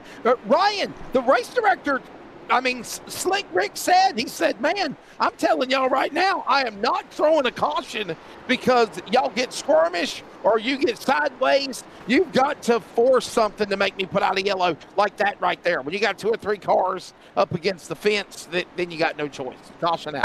And I believe that is Peanut Baker stuck in the fence. So championship contender out with with damage there with 33 laps to go. This is big championship implications. Look, Brinkley around, Peanut Baker around. Let me just say something, okay? Robert Zane is like a damn torpedo weapon. He's hitting anybody in his path to move out of the way. And I'm surprised he ain't got parked yet. The first time I would say, okay, well, maybe he is. I spoke too soon. Yep, looks like a EOL penalty. They finally busted his ass. They finally busted him. I got to wondering, I said this to Landon, Ryan, and Tracy, and I said, okay, maybe the first time with Walters, I could understand that. But then the second and the third time, okay, Robert Zane, you're using your front bumper as a battering ram to move guys out of the way. Something's got to give here. And I prop the race director for doing that. I do. I stand behind that call, Tracy. I do. I do as well, Wesley. And, obviously I don't know Mr. Zane.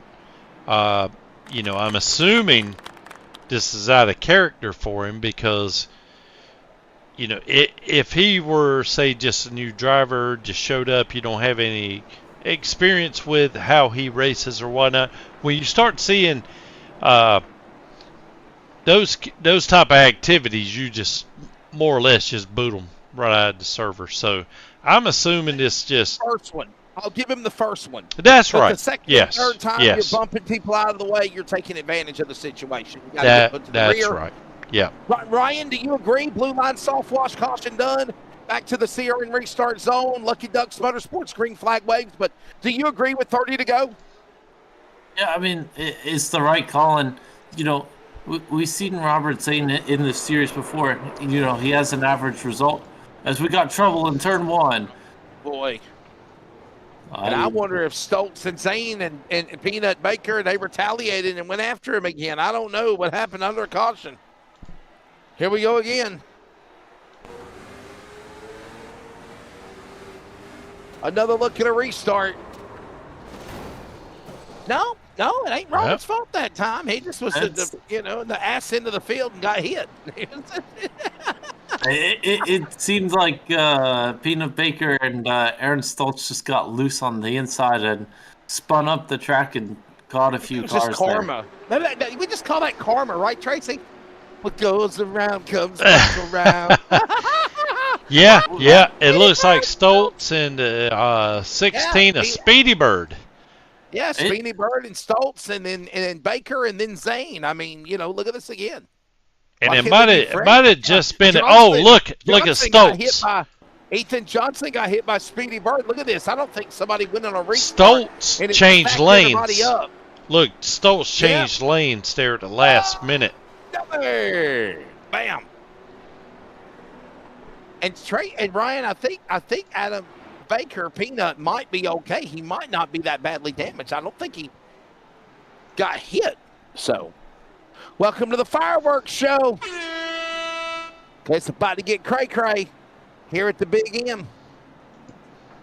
It seems like it's gotten a little bit crazy here. A little bit. I'll just play this on Tracy. He right before the stage break, he said something about not clean racing and not too many cautions, and now we're on our eighth caution. Hey, you guys called it. You told me not to jinx this broadcast, man, but I swear it had all the makings of just going green the whole way. But oh my goodness, I knew the pressure was going to I'm not going to use ratchet up. It was going to increase. Yeah, I don't want to go back to 2001, man. So Chris, you know that song, that word, right? I mean, you're a legend. Okay. But, I mean, as every race does, I mean, the pressure does increase. You know your time is running out, and you lose patience. You don't have the time to work somebody to pass them. You just got to go for it. But I don't know. It seems like everything must go. Yeah, exactly. Like selling souvenirs at your local race speed shop. Well, I was just fixing to say, hand in hand with that, it goes tempers as well. It's time to dig, though. It's officially. Put it up again. It's officially time to dig. They already started digging. It's time to put them in the hole now, brother. It is time, baby. You just digging yourself in a deeper hole, boy.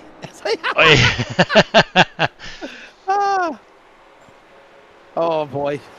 And we go back to 25 to go with Ross Boo Boo Dalton in the lead. Look at Taylor down to the inside. He'll battle with Blair. And look at Brinkley. Brian, how about Bryson Brinkley, man? What a quiet run for him right now. Right there in that number 3 spot, battling with Blair for third. Brinkley's there as they work into 3 and 4. Yeah, Brinkley's, found himself in a few wrecks, and, he finds himself with a pretty undamaged car there in 4th place, and, it seems like he's got a bit of speed to challenge Jordan Blair and Taylor for 2nd and 3rd place.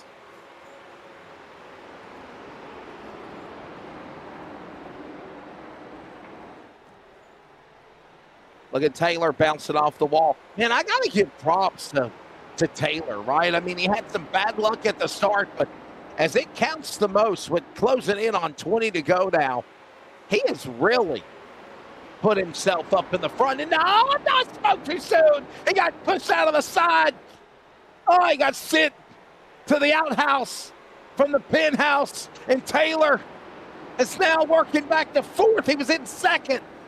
And there's Stoltz. And there is also the 70 of Zane. He took his penalty. He took his punishment. He took his medicine.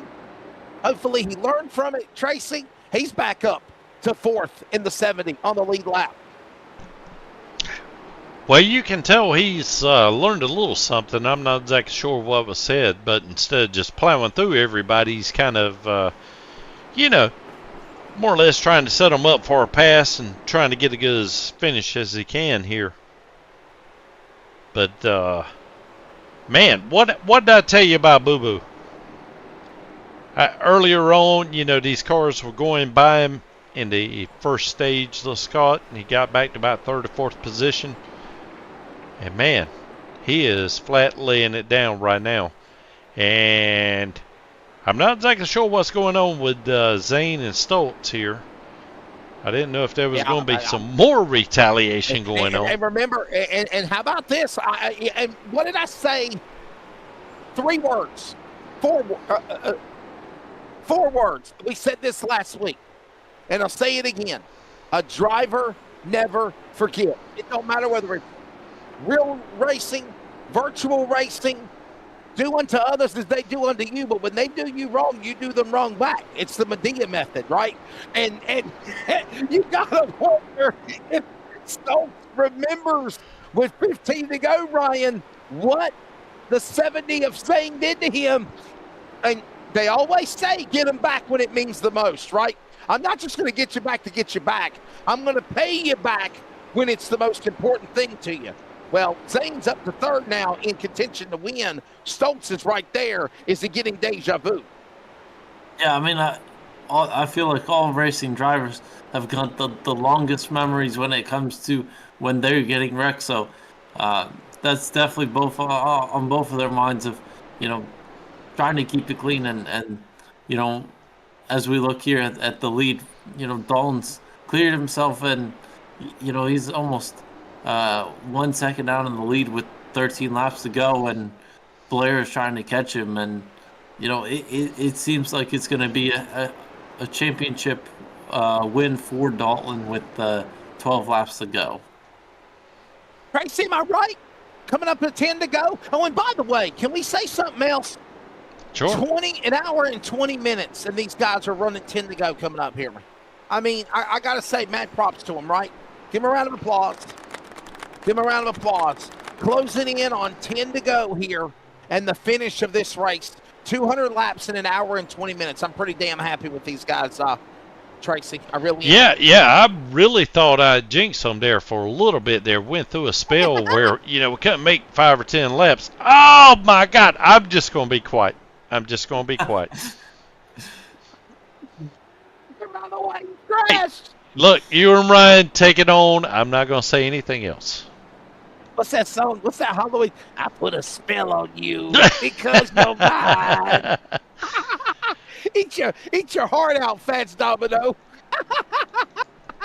Unfortunately, Caution is out. Here's a replay. Have no idea if it's the 51. Oh, there it is. It is Peanut Baker. I told you it's the 22 and the 51. Well, I just took a wild Peanut guess. Baker and Austin Taylor, they T-bone one another. That's not a steak, by the way. I don't recommend eating that. That's not the kind of steak you want. That's not the kind of T-bone you want. Boy, speaking of that, I might order some Denny's on DoorDash tonight. Oh, Lord.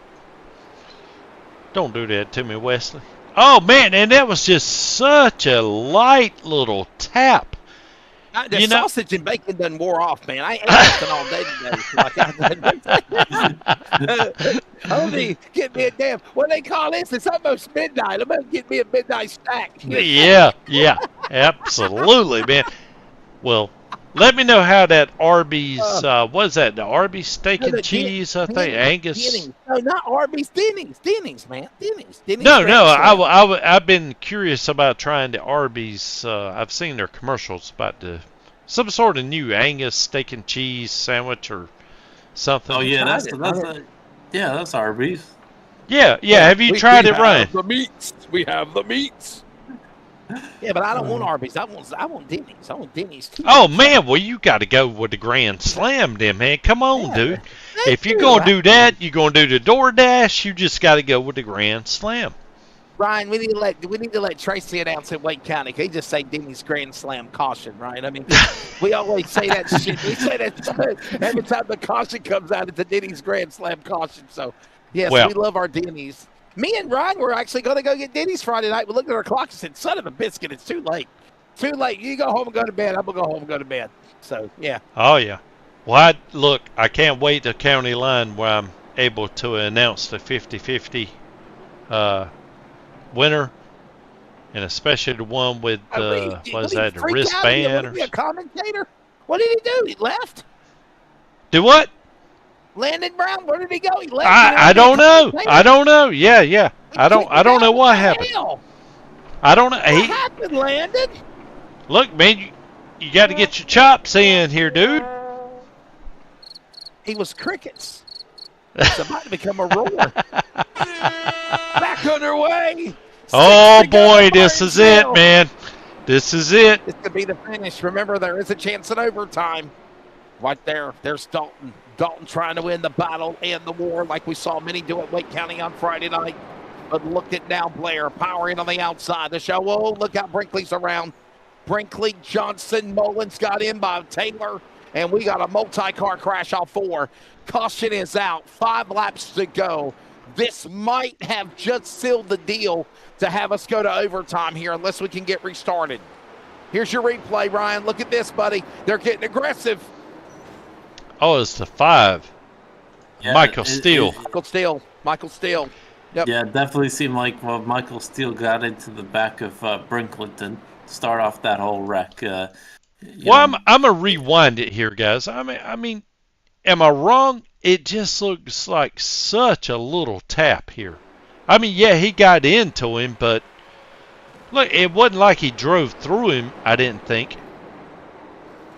It was just a little doink. And that was all it took. Yeah, I mean, it's probably that, Michael Steele got into the back of Brinkley there twice.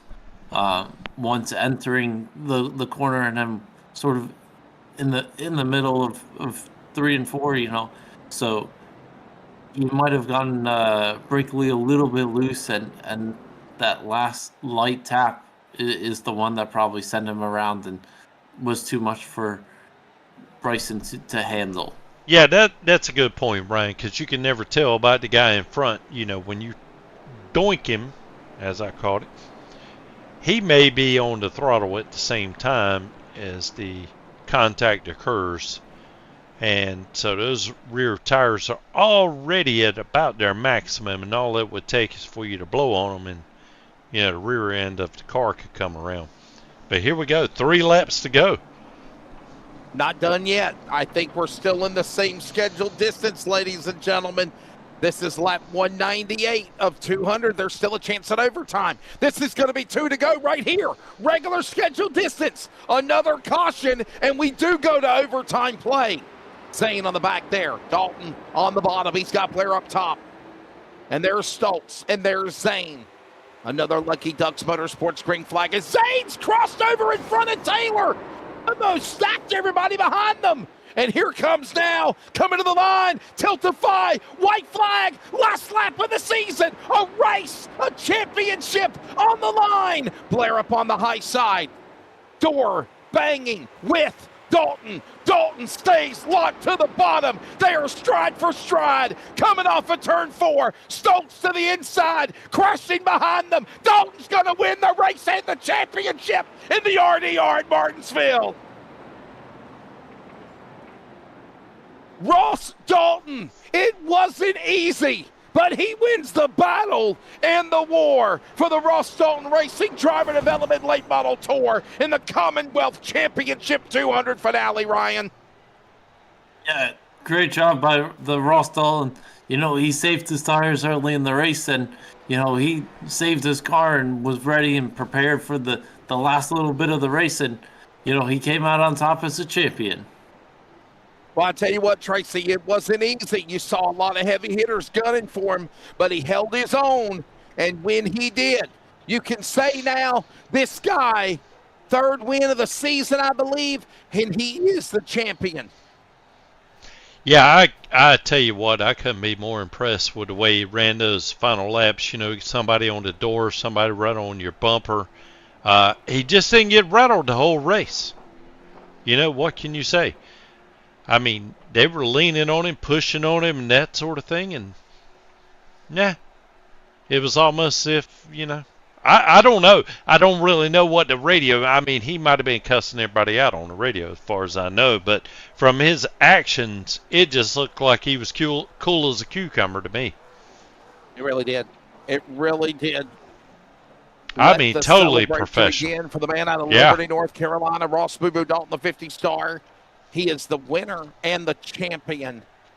I mean, Ryan, if you're going to do it, that's the way to do it. He had heavy hitters after him. He had Adam Baker. He had Aaron Stoltz. He had Jordan Blair. Hell, and they were all in contention to battle for not only the win, but to try to upset him for the title. But when it counts the most, the strategy, staying in it, Ross Boo Boo Dalton was not going to be denied. And this guy, even though he's the owner of the league, he had to fight for that win. It was not easy. It wasn't given to him. Yeah, it wasn't easy all racing, all season long.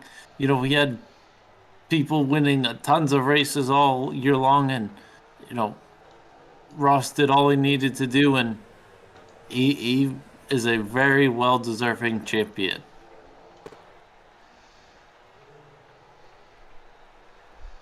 Let's take a look at the results as Ross Boo Boo Dalton is about to celebrate here for the finale for the Ross Dalton Racing Driver Development Late Model E-Tour from Martinsville. And remember, by the way, when the final points are updated, 10 drivers are going to the, of course, Pro 5 Challenge for LFRL RDR in December. But there's the results. Ross Boo Boo Dalton, Aaron Stokes, Jordan Blair, Austin Taylor, Peanut Baker, Michael Steele, first 6, and you got the rest of the rundown there, Ryan. Yeah, Ethan Johnson there in 7th, Bryson Brinkley, Cliff Mullins had some trouble. Robert Zane was all over the place tonight, and Speedbird and Mason Walters down 50 laps in 12th place. And by the way, might I add that, you know, it was quality versus quantity. We had 12 amazing drivers, Ryan, and Tracy Brown, for that matter, battling And what a show they put on, right? I mean, they ran 200 laps in an hour and 26 minutes, basically a 90-minute show. And these guys put on a phenomenal show. I mean, they had a 3.5-hour time limit, but these guys done it in under 2 hours remaining and still put on. Well, I mean, what a finish, right? I mean, anybody could have won this thing, Tracy, when it came down to that last restart. At Martinsville, I'd like to add. At Martinsville. At Martinsville. Absolutely, man. I'm totally impressed with this field, you know, from the front to the rear. These guys are really, really good. And I just can't, I know I've already harped on it, you know, several times this race, but the way they race door to door, it's impressive as heck in iRacing. It really looks like you're watching a real race, in my opinion, especially with the tempers flare, you know, go to pushing guys out of the way, run, you know, putting them in the wall, giving them a little hook here or there. I don't know. Overall, I mean, I just honestly, Wesley, I just wish I could be a spectator on YouTube and just sit back and watch this race, man. These guys are that good. It's a finished product, in my opinion, and it competes with you know, the real races you see on Fox or, you know, TNT USA. Those go off the air. You know, you can quit your producing duties and go watch the replay later tonight. You know, you can. Because the archives will be available for replay. And then you can do that. Take I believe you're right, and I might do that too. Because I might go see if I can find me some sausage and onions or what was that you had cooked up there? No, I tried to make hot dogs to try to reminisce on the Martinsville hot dogs, but that just didn't happen. The damn hot dogs were bad. Yeah, and I had no bread. Then I was going to try to make hot dogs out of hamburger bread, but it just didn't work. So luckily I was heartbroken, and then I found bacon and sausage from the other day. And that's what it was. Yes. And I'm debating if I'm on DoorDash some Denny's T-bone steaks right now. Is what I'm trying to think about. So yeah. Oh no, man, go Grand Slam, baby. You man, you gotta have their hash browns. You know, smothered and slashed, or maybe that's No, that's Waffle House. Yeah, that's Waffle House. It don't matter. The Grand Slam, man. They still got hash browns there. Still good. There is a Denny's Grand Slam, yes, but you're talking about scattered, smothered, and covered. Yeah. Yes, that's right. That's Waffle House. Hey, look, instead of going to Denny's, go to get you some Grubhub or DoorDash from the Waffle House. Yeah, absolutely. Let's grab the drivers. Oh, my gosh. But we're going to take a quick break. When we come back, we will speak to the top three when it is all said and done. Dalton, Stoltz, and Blair sounds like a law firm. That's your top three tonight in the Commonwealth Championship 200 in Martinsville. Stay with us. We also need to pause for station identification. This is the Community Radio Network, WCRN. 87.9 FM, Clayton, Garner, Smithfield, North Carolina. Proud to be in the USA. We are CRN. So the checkered flag has fell here at Martinsville. Ross Boo Boo Dalton is the winner and the champion. We are taking a break. We will talk to them next. Tar River.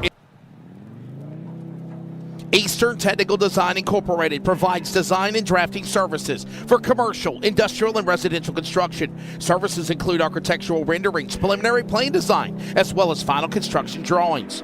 These drawings include all the necessary structural, building, plumbing, and mechanical electrical plans as required to produce and deliver a finished building and/or structure. This company is proudly owned by LFRL's Tracy Brown.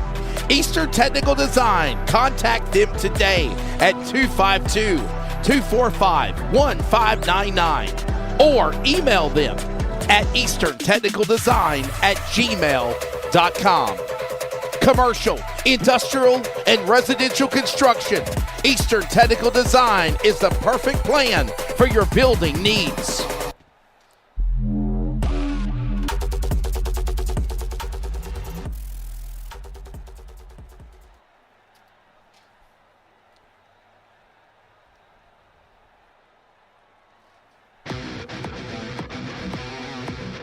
Blue Line Soft Wash is a veteran-owned and operated company dedicated to bringing integrity and precision to exterior cleaning.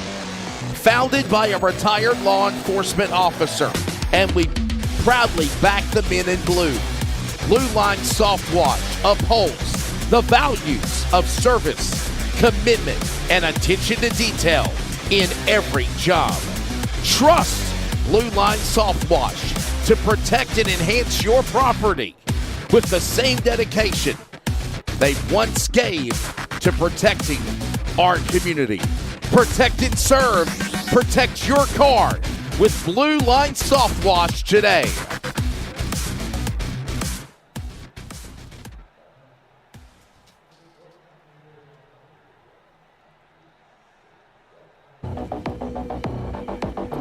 Tar River Environmental, located in Rocky Mount, North Carolina, is a premier provider of professional logging and land clearing services, proudly serving communities across the Tar Heel state of North Carolina. Their services are vital for large-scale land development and forestry operations. By prioritizing responsible land management, Tar River Environmental helps clients achieve their land use goals while maintaining ecological integrity. Find more details on Tar River Environmental, located in Rocky Mount, on Google today.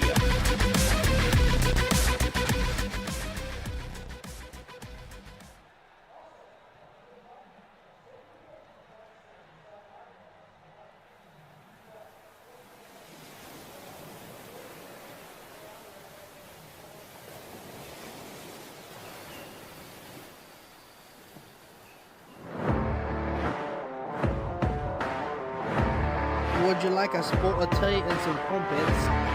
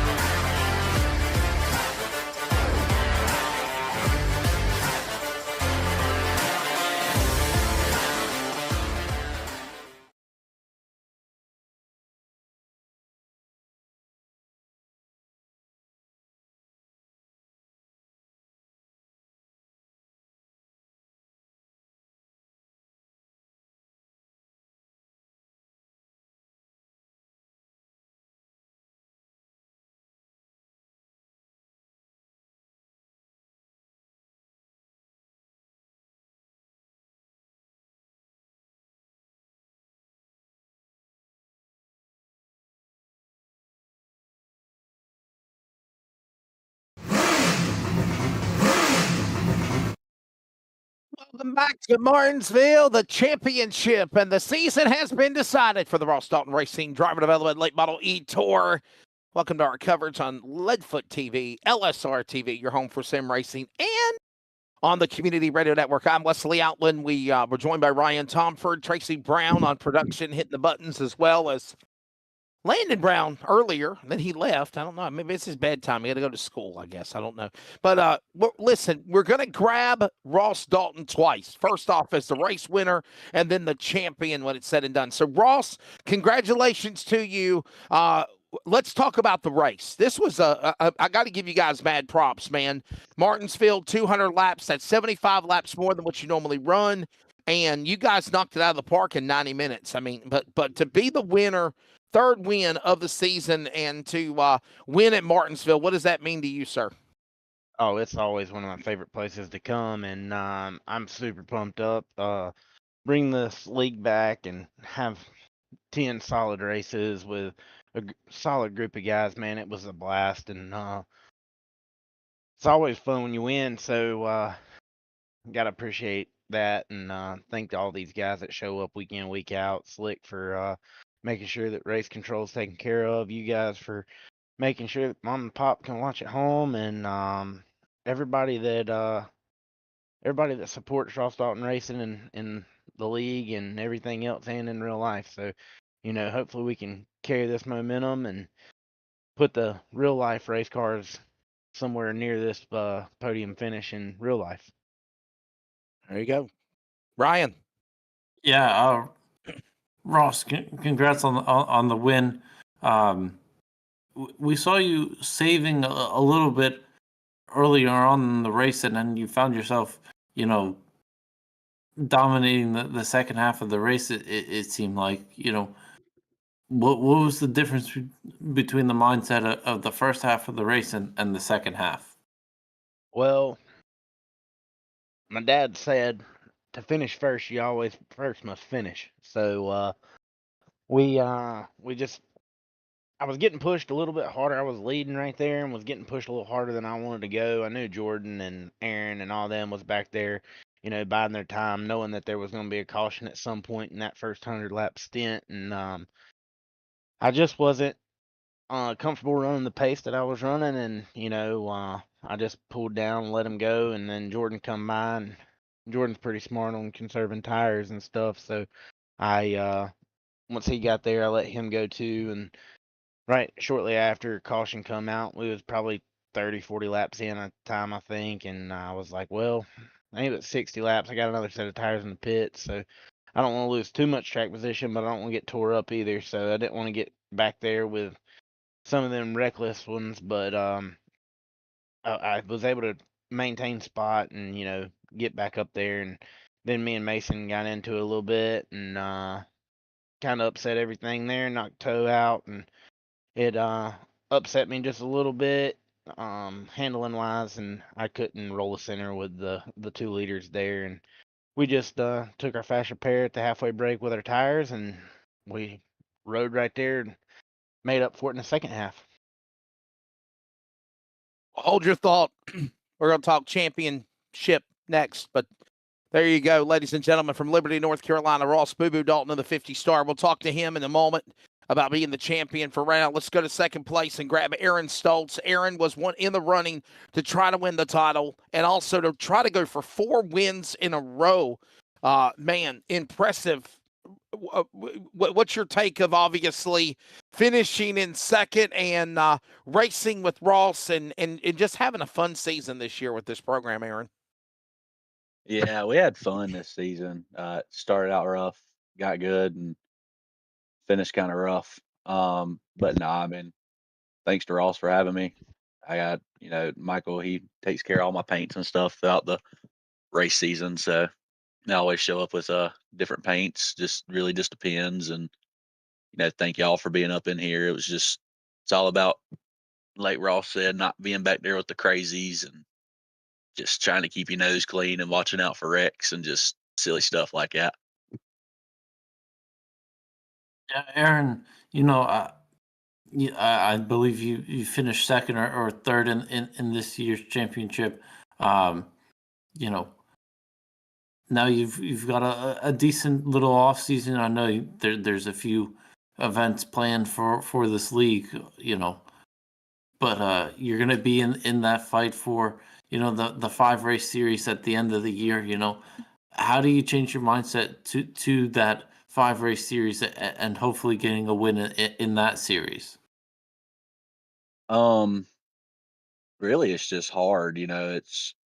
I got 10 guys that I'm showing up with to race, but I'm racing all them at the same time, so you can't upset them or the other guys and stuff like that. I mean, honestly, it kind of pissed off tonight how the night went, how I got drove through. But I mean, it's got to brush it off your shoulder and come back and race everybody like it never happened and just forgive and forget, or you'll just end up in the wall or end up with hatred. So I mean, it's really just part of it. It's racing. It happens every week. Just people get mad and stuff like that, which is just part of it, like I said. But going into the 5 race deal, you just gotta join up with your group, 10 guys you're going with, and make sure they all have the same game plan. We're all going for the same win, but we're all showing up together to support each other as a team and try to win all the races, but do it as a sport and as a hobby. Tell you what, Aaron, you are going to be locked into that Super 5 Pro Challenge. We'll talk about that from go off the air with Ross and more. But as being a top 10 finisher, not only of this race, but in the point standings, how excited are you ready to try to go after that title?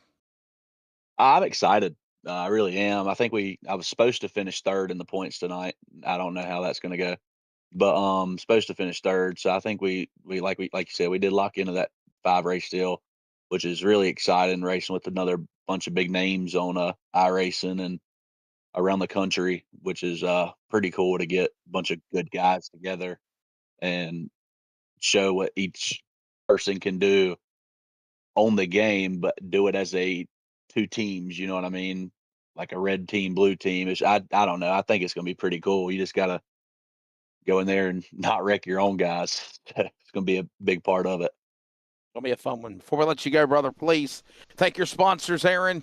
Good, solid season. Got some wins. Had a good year. And obviously, we'll look forward to seeing what you do in December or whatever special events come up along the way. We'll talk to Ross about that in closing. But, man, thanks for running with us, sir. Yeah, man. Thank y'all. Obviously, I wouldn't be here on Sundays if it wasn't for Ross. I got to thank Ross. Thank you, Michael Steele. Enoch McNeil. Got to give a huge thanks to him. He's spotted for me and stuff. So got to give a huge thanks to him. Me and Roberts became buddies, and so was me and Bryson. Glad to have Bryson back. He showed that he could be clean tonight. But just big shout out to Ross for having me on Sundays, and Enoch as my spotter, and Michael Steele for my paints, and just stuff like that. Hey, thank y'all too. Absolutely. Well, Aaron, look, and I don't mean to interrupt you here, Wesley, but I did have a couple of questions for Aaron, if you don't mind. One question and one statement. I just wanted to commend, I'm assuming it's Michael Steele who does your paints. Is that correct? Yes, sir. Yes, sir. That's a beautiful looking paint scheme, in my opinion, that you're running tonight. Just wanted to say, both you and I think Boo Boo as well, y'all have the Steel logo on your hood there, if I'm not mistaken. And I just want to take time, just kind of give credit to a guy. I'm not sure how much, he may be the most famous painter iRacing has, as far as I know, but just want to kind of give a shout out to him and just say there's some beautiful paints there. Just want to let you know that. He touched every paint in this field. Oh, okay. Every car in this field he's done, and his car's slick. I know he does. I'm pretty sure he does Ross's IRL stuff too. He done that 51 of Austin Taylor's IRL stuff, and he's honestly slick with it. I wouldn't pay nobody else. No, and Aaron, to kind of go to the idea of what you talked about, I think that was one of the discussions that Ross and myself and Tracy Brown talked about, was we wanted to have kind of like that top 10 IROC car field where every car looks the same. They're RDR cars. The wrap jobs are the same. The colors are the same. The sponsors would be different, but that's your team RDR. And then you got your team LFRL and whatever colors they come up with. But, it's kind of you guys kind of got a good idea of what your template is with the paint job of the cars. Like your car, Dalton's car, other cars, they have that RDR up on the front. It kind of matches one another kind of to certain similarity, but that's kind of like what we were looking for. We want to have that same car design, whatever color you choose, the logos on the cars, that, the numbers are different, like you said, Aaron, but that's what's going to make it be like a iRock SRX Pro Cup type feel when we run that event in December. Right. The blue's actually growing on me. It's hard to get Ross by himself and just communicate with him because always has so much going on. But I've always been a big red guy. There's 3 red vehicles sitting outside of my house right now. You know what I mean? Just hey, Ross had a red car at one time. Ross had a red car. That black and red one he's got with the stars on it is just beautiful. If we could just Yeah. go Oh, yeah. plain with RDR on it, steel graphics, exactly how his car is now, we could have Oh, all yeah. that, and I could throw O2 on it, then I would. But as far as if I was able to choose, I'd choose to have my paint and everybody put their number on mine. But that's just me. Well, you guys have got about T-minus 3 months to fight over what designs you want, because on December the 14th, then we'll be able to finally see what the unveiling will be for the colors. So thank you, buddy, for your time. Hold We it. appreciate Hold it. it. Oh, wait a minute. Wait, December 20th. Yeah, December 14th. Yes, December the 14th. And I never did get to ask my question, Aaron. Yes, You know, I just want to compliment Michael Steele on your paints. And by the way, as a side note, I'm partial to blue, if you can't tell. But anyway, my question to you is, I'm here every week, and I see what you guys do, and I'm thoroughly impressed. I mean, from front to back.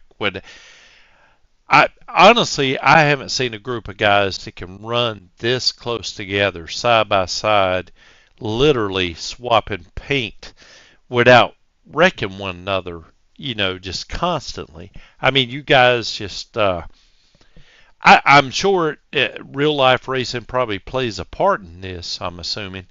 But, man, you guys really race close. But anyway, that's beside the point as well. I know we got to get going on. I'm watching you guys every single week. Do any of you guys happen to watch what we do over at the Leadfoot Racing League? Just curious. I mean, there's no wrong answer, by the way. I've see y'all's broadcast links, and I have y'all's notifications on videos. And if I have the time, I'll jump over there and watch maybe 10 laps. I probably ain't watched more than 10 laps a race. But I mean, it just, from what I see over there, it's just you got your fast guys up front spread out. But here it's just a group of fast guys that are going for the same thing, which is to cross the finish line first while doing it clean. And I mean, I'm sure y'all have watched me. I'm somehow decided to be a pro at being able to put the bumper to somebody and not wreck them. But I've learned that. I mean, I've struggled with that. I don't know if y'all pay attention to it much, but whenever I get near Ross, I run him clean. It's just because I tend to somehow wreck Ross. But I can go to anybody else in the field and move them up out of my way perfect. But I get to Ross, to Ross, and he's flipping upside down. I'm like, how did you get there? And then it's a pissing match after that. Yeah, it's. Man, all I gotta say is shots fired. Shots fired.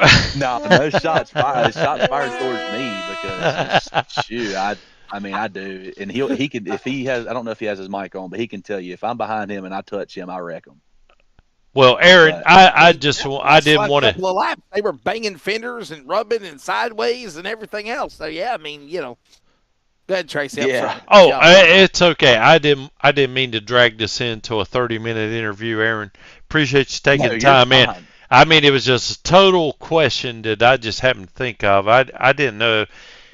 I watch every race you guys do, obviously, and I think some of our guys watch what you guys do as well. And I just didn't know if you guys watch what we do. And so it was just more of a curiosity thing. And you answered my question. I do appreciate it. I try to browse at it a little bit. I do. Whenever I get time. Like I ain't been on this. I got off Sunday night and haven't been back on until the race started tonight. But I mean, I got you. Yeah. I understand, man. I ain't trying to put you on the spot. Yeah, I ain't trying to put you on the spot. No, I was just truly curious about that. Because we will be competing come December the 14th. That'll be our first race, man. I mean, I'm impressed with the entire field here, guys. I'm not just blowing smoke either. But I didn't mean to take over the whole damn broadcast. Anyway, I'm gonna hand it back to Wesley and Ryan, man. So anyway, appreciate it, Aaron. You Boo Boo, the whole field put on a great show the whole daggone time that I've been producing. Anyway, thanks again. Turning it back over to Wesley. Take care, man. It's all good. And ladies and gentlemen, thank you very much, Tracy. That's Aaron Stoltz, ladies and gentlemen. He'll finish second, and you'll be seeing again him in December. We got the champion around the corner, Aaron Ross Boo Dalton, to talk about the race, the championship run, and what's to come, obviously, for RDR. But now let's go to third place. And another man that had a shot at the championship and the race was Jordan Blair. Jordan, it was a crazy race. It was a wild race. You had moments of highs and lows, I think, here at Martinsville. Bumping, banging, holding people off, racing as hard as you could. Third place when it's all said and done. Your take of this race in the season, sir? Definitely a long one tonight. Been a little under the weather for like the past couple days. Had a fever and really wasn't even sure I was going to race, and kind of finally broke that and today, and I was like, you know what, maybe I can go ahead and try to do it. So got in here and just not my best qualifying effort. Start the race and just kind of try to get some track position and maintain it, and just kind of see where we ended up there at the break. And we were leading, which was a surprise. But I have done that here before in some of these 200 lap deals with Ross, and I know how that goes. You don't necessarily always want to be leading at 100. You want to be leading at 200. So just kind of tried to get out there after the break and take care of my tires. And I knew Aaron was fast. Wasn't really trying to hold him up. I was just kind of like, I need to hold this track position because it's so hard to pass here. So hard to set up a pass and do it clean. And I had a little miscue there and had to go to the back and kind of work my way back forward. And then, wouldn't you know it, was back up to second and had a chance to race for the win. And I don't know if anybody can say they didn't like that last couple laps there on that restart. That was pretty good.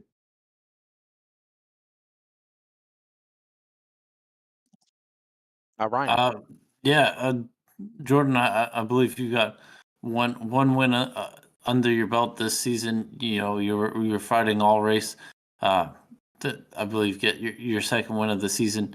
You know, what is this, you know, momentum that you had a little bit, you know, with this good finish? You know, what does this season mean to you? And, you know, what are your mental preparations, you know, over the break before December? Well, I mean, it was kind of a tough one. I knew that going into this deal, I was like, yeah, I really don't have a chance to win the championship. I mean, Ross was pretty far out, and I think I was third or fourth, maybe. Didn't really have a chance to win it. Missed a race or two, I think, during the 72 hours of Hickory. I was stuck up there for that, so on Cars weekend. So I don't know. I think it's good to have a good run like this. It's just, man, you really got to you need a little bit better. And I'm just working hard to try to get a little bit better. And it's tough. These guys are hard. They race hard, and they don't cut you no slack. I mean, everything you get in this, you got to earn it. So, all in all for us though, I mean, like I said, one win, that's pretty good. Didn't have the last couple of races like I really wanted to. I don't think it showed the speed we had. We ran up front, just didn't get the finishes and the result we needed. So hopefully we can build off of this. So when we go into the off season and maybe into the 5 race challenge deal, that'll be cool. I think I might have made into that. I'm not sure. But I think I might be in Ross's group for that. So I think that'll be really fun. Definitely are. Yeah, and it sounds like you already are going to be locked in, Jordan Blair, as well. So, man, thank you for your time. Before we let you go, buddy, please thank your sponsors, sir. One more thing. I think Ross was supposed to be tallying all this stuff up. We were actually running kind of independently between this. We started a Triple Crown deal, and I think I was running second behind Walters in point standings for that. I don't know if he's actually had time to figure that out, but I think I was only one point. It's like a 3-race series, right? A 3-race series is going on, right, Ross? Yeah, Speedy's working on doing the math on all that, so hopefully here in the next few minutes we'll know something. So there's the championship for the RDR series tonight. There's the championship, the finale, obviously, for Martinsville. And there's also a final race in the Virginia Triple Crown. You guys had like a 3-race Virginia race series. So we'll tally all that up here. So before I let you go, though, Jordan, man, please thank your sponsors, and we'll see you in December. Definitely got to thank. I've kind of missed him on a couple times I've been on here. Definitely got to thank Michael Steele, man. He does really make me some really nice looking hot rods. I think I was probably his first one of his first customers out of the group, and definitely is like his first house car that he had, in his words. So he does a great job, man. He's patient, and he really does a good job for me. He does anything I ask him to do. I think Ross, all the guys that come race with us, all the broadcasters, you, Wesley, you, and Ryan and Tracy for everything they do for us. And other than that, man, just looking forward to the next little deal coming up here at the 5 race series, and we'll see you then. All right, Tracy. Now you got some words of wisdom for our buddy Jordan Blair here. You done talked to everybody else. You got to talk to Jordan. I guess so, man. Well, I think Jordan's already kind of answered my question, because that is a hell of a paint scheme you're riding too, man. There's something about that. I don't know what it is. Looks like one of those black snakes or something, man. That sucker looks sweet. It looks fast, you know. And I guess that's Michael Steele's work, apparently. Streamlined butterfly, like the guy in the movie from what did he say? From Gone in 60 Seconds. Oh yeah, I'm thinking a little bit of Cobra Kai action myself. Cobra Kai, okay. Well, I tell you what, you almost look like a Chevrolet house car. You know, the way you got the bow tie on the hood and everything. I mean, looks like you might. Car that McKee used to drive. It looks like. Yeah. Well, so in real life, I worked for Brandon and Dennis Setzer on their Pro Late model stuff on the Cars Tour side. Okay. I know you know who I'm talking about.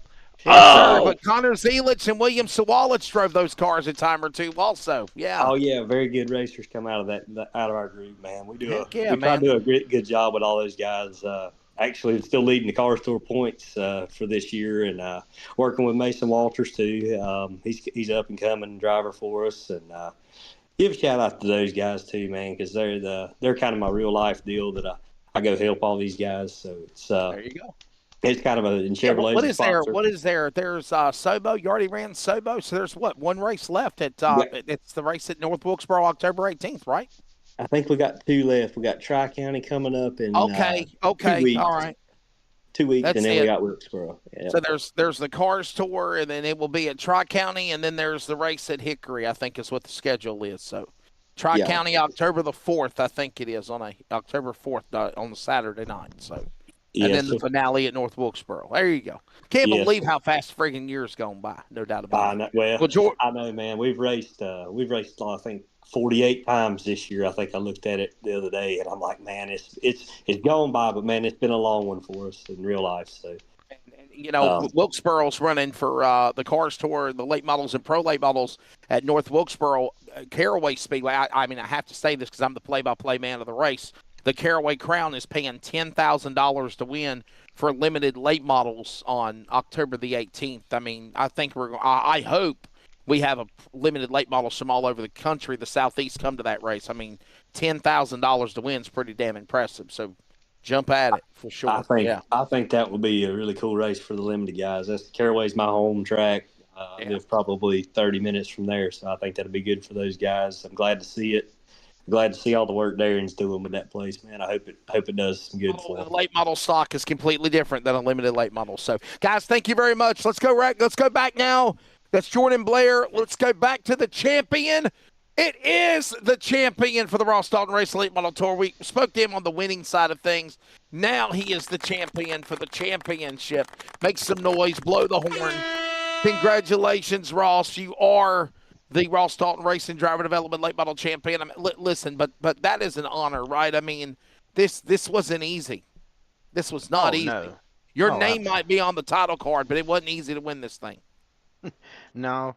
You know, I've said it multiple times with my boys, you know, when we're racing other people and stuff like that. I'm so happy to have the group of guys that I race with on a regular basis. Just because of how consistent they are on speed and how hard it is to race with these guys. I mean, it's just you don't mess up and get away with it. you got to be just about perfect, and it's hard to do every single weekend. That's why we had so many different winners throughout the season, and that's what it's all about. And I knew that, if we could get past the drama and all the things that you normally run into with league racing and stuff like that, if you could get back past all that, that we could put on a really good season for fans to watch, for us to enjoy racing against each other and everything else. And I think that we really did achieve that, and I'm so grateful for it. I'm so grateful for the group of guys that I've got. I'm so supportive of them in real life and on iRacing. So it was really awesome. It was a solid year. It was hard. I don't think there was a single week that you know anybody walked in and said I've got this one in the bag. It was a dogfight every single race, and that's what we all signed up for at the beginning. So super tickled. Really proud of everybody. Glad it's over with. Get ready for some special events and some bigger races and stuff like that, and do some one-off stuff until our Pro 5 challenge hits the ground. And really looking forward to that. I've got, like I said, my guys that we race every single weekend and everything like that in real life and on here and everything else. So we're gonna put a 10 of my best guys together, and we're gonna go to battle and race as teammates until we're racing for a win, and then we'll race each other and see what we can do. Hopefully, we're good enough to perform at a winning level with that deal as well. And let's say this here, Ross and Tracy. This RDR LFRL Pro 5 Challenge Invitational, there's a lot of still work that's got to go on behind the scenes, right? We got a couple of months, but when this thing launches, we want it to be something that, holy cow, people are going to take a look at it. I think sometimes the word often imitated, never duplicated might come to play, because I want to see if somebody's going to be brave enough to try to mimic what we're doing, because I don't think it's ever been done before. I mean, as long as I've announced iRacing, as long as I have, I don't think I've ever seen somebody do something like this. And I think that's why the entrancement of the excitement of this thing being what it is building. But there's a lot of R&D, the cars, the designs, the colors. I guess you guys got to decide the colors, right, Boo? One wants blue, one wants red, one wants black, so it's like there's a lot of things that's going to be done before this thing launches. But when it does, it's going to look like a well-oiled machine. Whether it's the series, the rules, the sanctioning body, the production, the broadcast, everything is going to be ready to launch on December the 14th. Absolutely. I mean, it's going to be something that nobody else has ever done. So that makes it cool in itself. And then, to have the group of guys that we're going to have behind the scenes here broadcasting it, the group of guys we're going to have on the racetrack racing, and the efforts that, everybody's going to be putting in to making everything happen is just going to be unreal. So really looking forward to it. It's going to be a lot of fun. And like I said, there's a few special events that we want to do between now and then. So, we'll keep our eyes peeled, and I'm sure that we'll put our heads together and put some stuff together there as well. Tracy, what you got on that comment, buddy? I know you're ecstatic, man. He said, and I quote, Ross, "This is like Christmas for me. It's my Christmas present." So, well, right, look, Boo Boo, I can't remember if I told you this earlier before or not, but I mean, this is like when we first started our league. This was like long range dreams, years in the making, and it's been less than a year now since we've started. And I'm just absolutely floored, because I think you personally kind of feel the same nostalgia, I guess is the word, that I have for the Hooters Pro Cup, the 5-race championship, and how much I enjoyed it. And nobody else is doing this sort of thing, and so I just couldn't believe that. I really thought it was just me. It's one of those things, a quirk with me or whatever, that I guess I was wanting to kind of relive my past, if you will. But your excitement when we, were talking about this initially, man, it's got me really excited. And I don't know. I mean, I'm assuming it sounds like to me you feel the same way. Oh, absolutely. I mean, growing up as a racer, I mean, I remember it being on national television to watch the Hooters Pro Cup, you know, and that was the only kind of short track racing at the time that was televised and was a big deal. Right. And so That's right. to be able to go Yeah. to some of these racetracks and go watch the Hooters Pro Cup at Concord or wherever they might have went locally, well then whenever they wasn't local, me, mom, and dad could turn it on TV and watch it live at whatever facility they was at for the weekend that they wasn't local. So, Cars Tour and Flow and for iRacing now, I mean, just anything. You can get anything broadcasted now. Growing up, whenever, I mean, I'm only 30 years old. Don't get me wrong, I'm not old or nothing, but like when you grow up watching something like that, it kind of provides you something now is like it's so easy. It's at your fingertips to just turn on TV and watch some sort Right. of racing, which is so cool. But it adds some like history to like something that we're trying to do. You know what I mean? So for me, and Jordan's definitely an old soul too. Me and him's probably out of our group, we're definitely the old souls out of everything. He knows just about all the old racers, and I'm pretty good with all the current racers and stuff like that. So, we kept up with stuff like that growing up, and that's what makes it so cool for us, and we're looking so forward to it, and it's going to be just that much more special that we're able to. I mean, it's not at a real life level, but I mean, it's on a sim, and you still got to put in the effort. Yes, it's easier and stuff like that, but at the same time, it still takes a lot of effort, and a good group of people to know the ins and outs of one, iRacing, two, broadcasting, and three, just general racing. So to pull all that together, it's going to be really cool, and we're looking really forward to it. I'm telling you, I'm really looking forward to it. It's going to be something different, something that nobody's ever done outside of the Hooters I Pro don't think no Cup. one's done it. I I mean, don't think no nobody's one's even done done it Not outside in of the Hooters Pro iRacing. Cup. Yeah. Yeah. And people don't realize that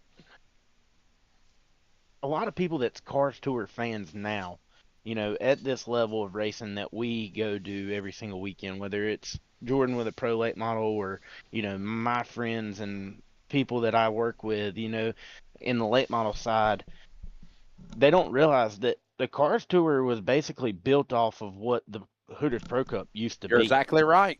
Yeah. I mean, the platform that they do from the little pony show that they do at the beginning of the race with the smoke and the lights and all that stuff. I mean, that's what they did. I mean, it's just like what the Hooters Pro Cup did. So it's putting what we do now on a regular basis on an older style platform and colliding the two into one thing. And that's what's going to be so cool about it. Jack McNally bought the Pro Cup Series when it was USAR. When it was USAR, United Speed Alliance Racing, then it became the Hooters Pro Cup, then Pro Cup stepped away, then it became USA Racing. Jack McNally, who tried to, because I will give USA Racing credit, they tried to keep it going, but when they lost the funding with Hooters and Naturally Fresh, Jackaroo sauces, all of the marketing that they had, they went belly up. They tried.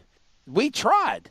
But whenever it became USA Racing, Jack McNally bought that and turned it into the Cars Tour. The Cars Tour then became a super late model stock brand because the Hooters Pro Cup model wasn't working anymore. And that's whenever it used to be a super late model stock series. And then super late model racing died in the Southeast. And Ross, you and I both know he had a choice to make.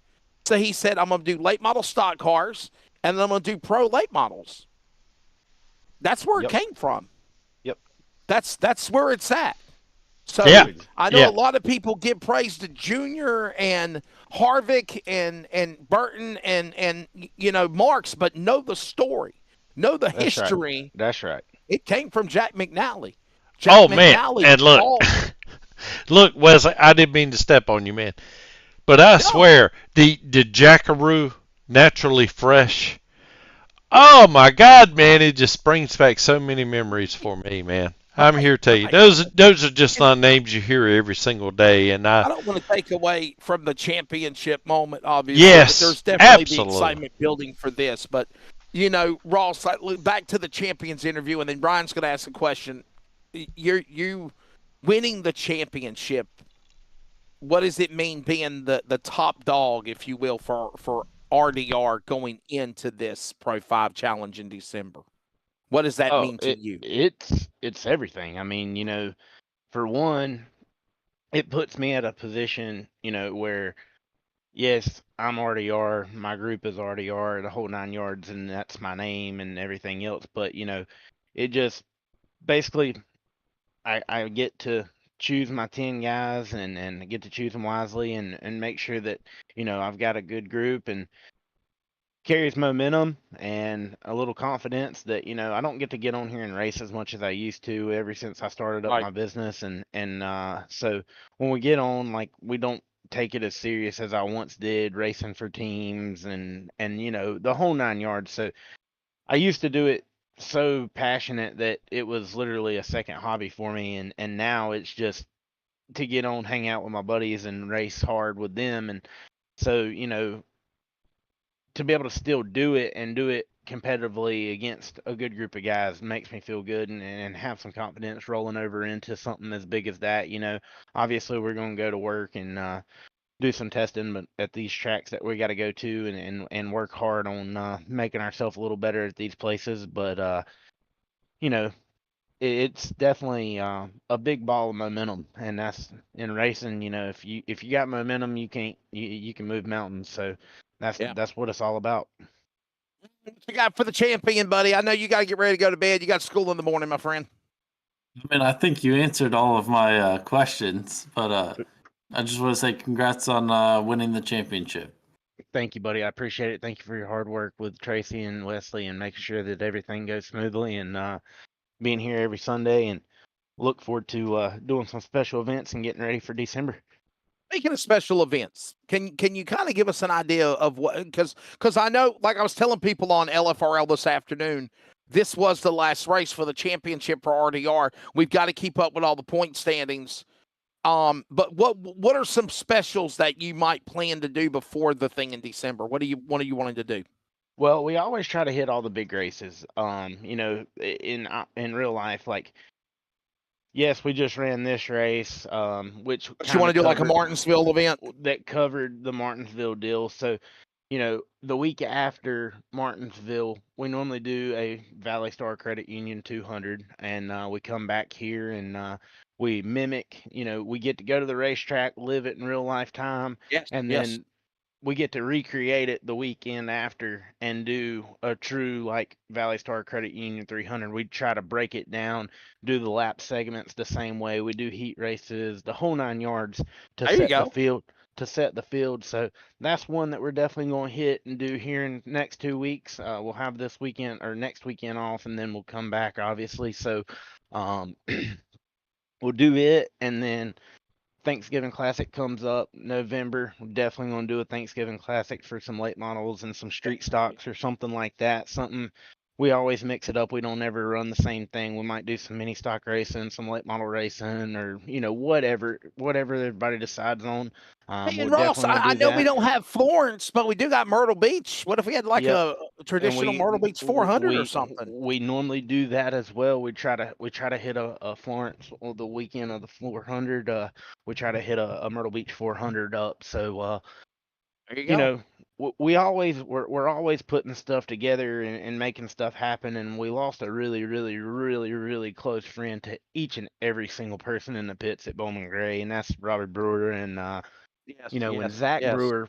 Zach Brewer passed away, me and Riley Neal, we put together a memorial race, a fundraiser type race to raise some money for their family and stuff. And with real life racing and Bowman Gray racing and everything else being so jam packed, whenever Robbie passed away, it was just unfortunate timing, for I mean, it everybody. was what the next to last race of the season, like Yeah, when he passed away. Yeah. unfortunate timing for every single person that Yeah. loved him Yeah. and the Yeah. racing community on top of that. So we wasn't able to do a benefit race or at least a memorial race of some kind for him. So we're definitely going to head something up for that. He was a big modified guy. He ran some modified races. He just transferred back over to sportsman. So we don't know if we want to do Now, sportsman like isn't late Bowman model style Gray? cars Is Bowman Gray on iRacing, Ross?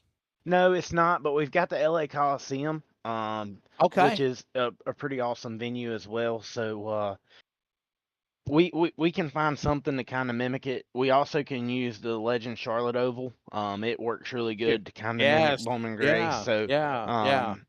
anytime we try to mimic Bowman Gray, we either do Nashville Mini or Charlotte Legends Oval or LA Coliseum. So we'll kind of come up to a conclusion whether we're going to do late model style cars or if we're going to do modifieds for the Robbie Brewer race, and then choose a track to kind of do it at, and then everybody will pay an entry fee and be a pretty special race, and we'll raise some money for his family. And I mean, it's late, but it's all about the effort and the racing community to come together and still help try to do something for him. So show our dividends to his loss and appreciate him for what he did and made our sport. So we're definitely going to do one for him. And like I said, the 400 Thanksgiving Classic, Martinsville race, any big race that we normally would hit up, we're going to try to do some special events leading up to December until we So get just ready to for be our. safe, for our audience listening or watching, so basically the Ross Dalton Racing Valley Star 300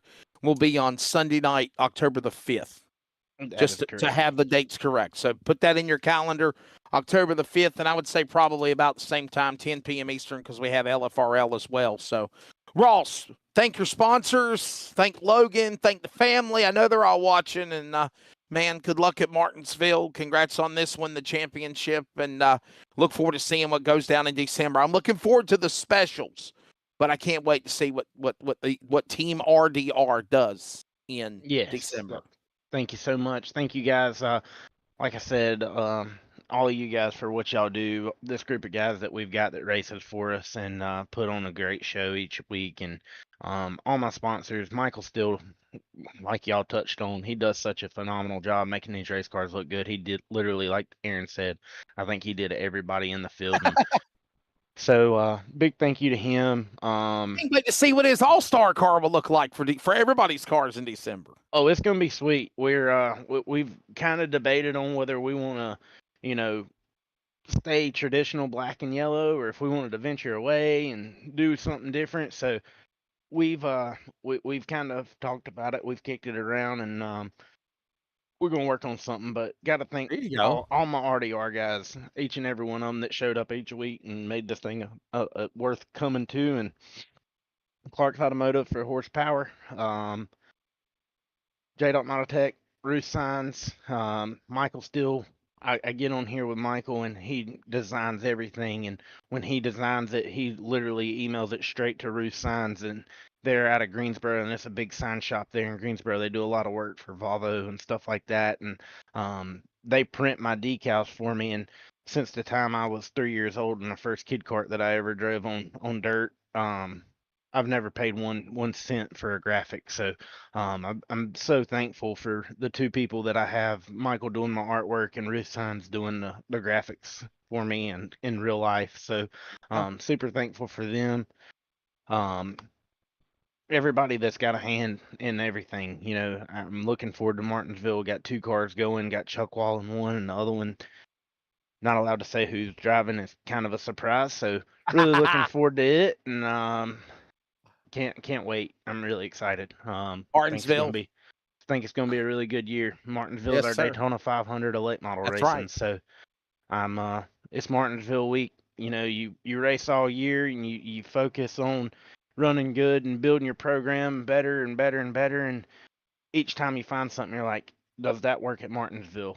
We need to write that down so when we go to Martinsville, we can try that. It might work. So it's our holy grail of racing. So we're really pumped up. We're really looking forward to it. We've got our camp spots booked, and we're going Thursday morning, and we won't leave till Sunday until they kick us out. So I'm really looking forward to it. Sometimes they stay till Monday, sometimes for sure. So, hey, by the way, don't forget Flow Racing will have coverage of the practice qualifying on the 26th, I believe is what I was told, talking to somebody the other day about it. And then the race will be on Saturday. There will be an early afternoon, about 4 o'clock, the 25 lap qualifier races. I love this idea, by the way, now that they're doing it. They run 4 or 5 o'clock in the afternoon for the qualifying races.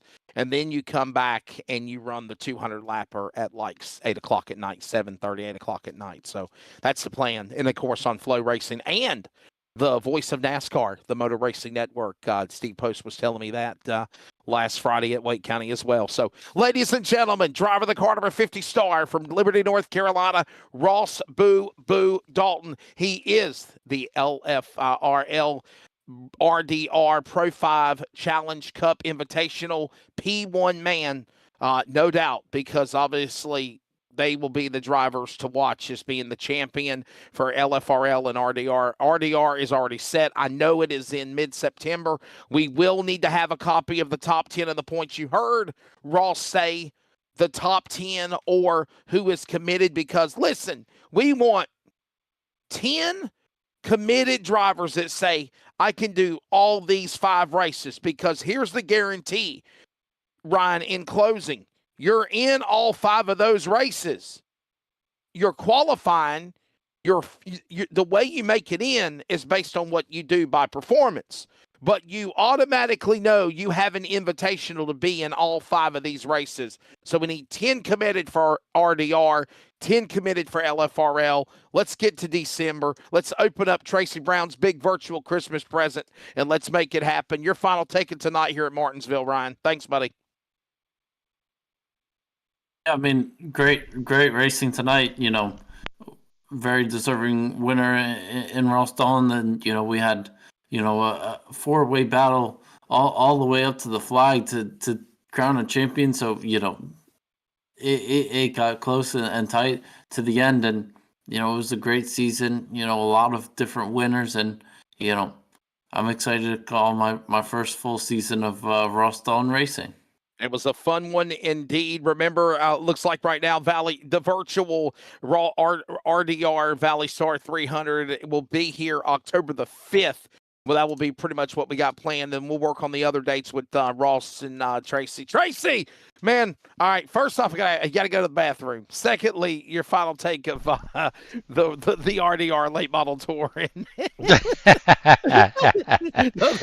Oh, you're funny. You're funny, Wesley. You're funny. Ross, we jokingly said that halfway was the Tracy Brown P break. And it was too, by the way. Hey, it was mine too. I told Wesley that's why they were taking a break. I knew it. That's right. Because I mean, I looked over at my phone. I told him, I said, "Look, we're going to take a break.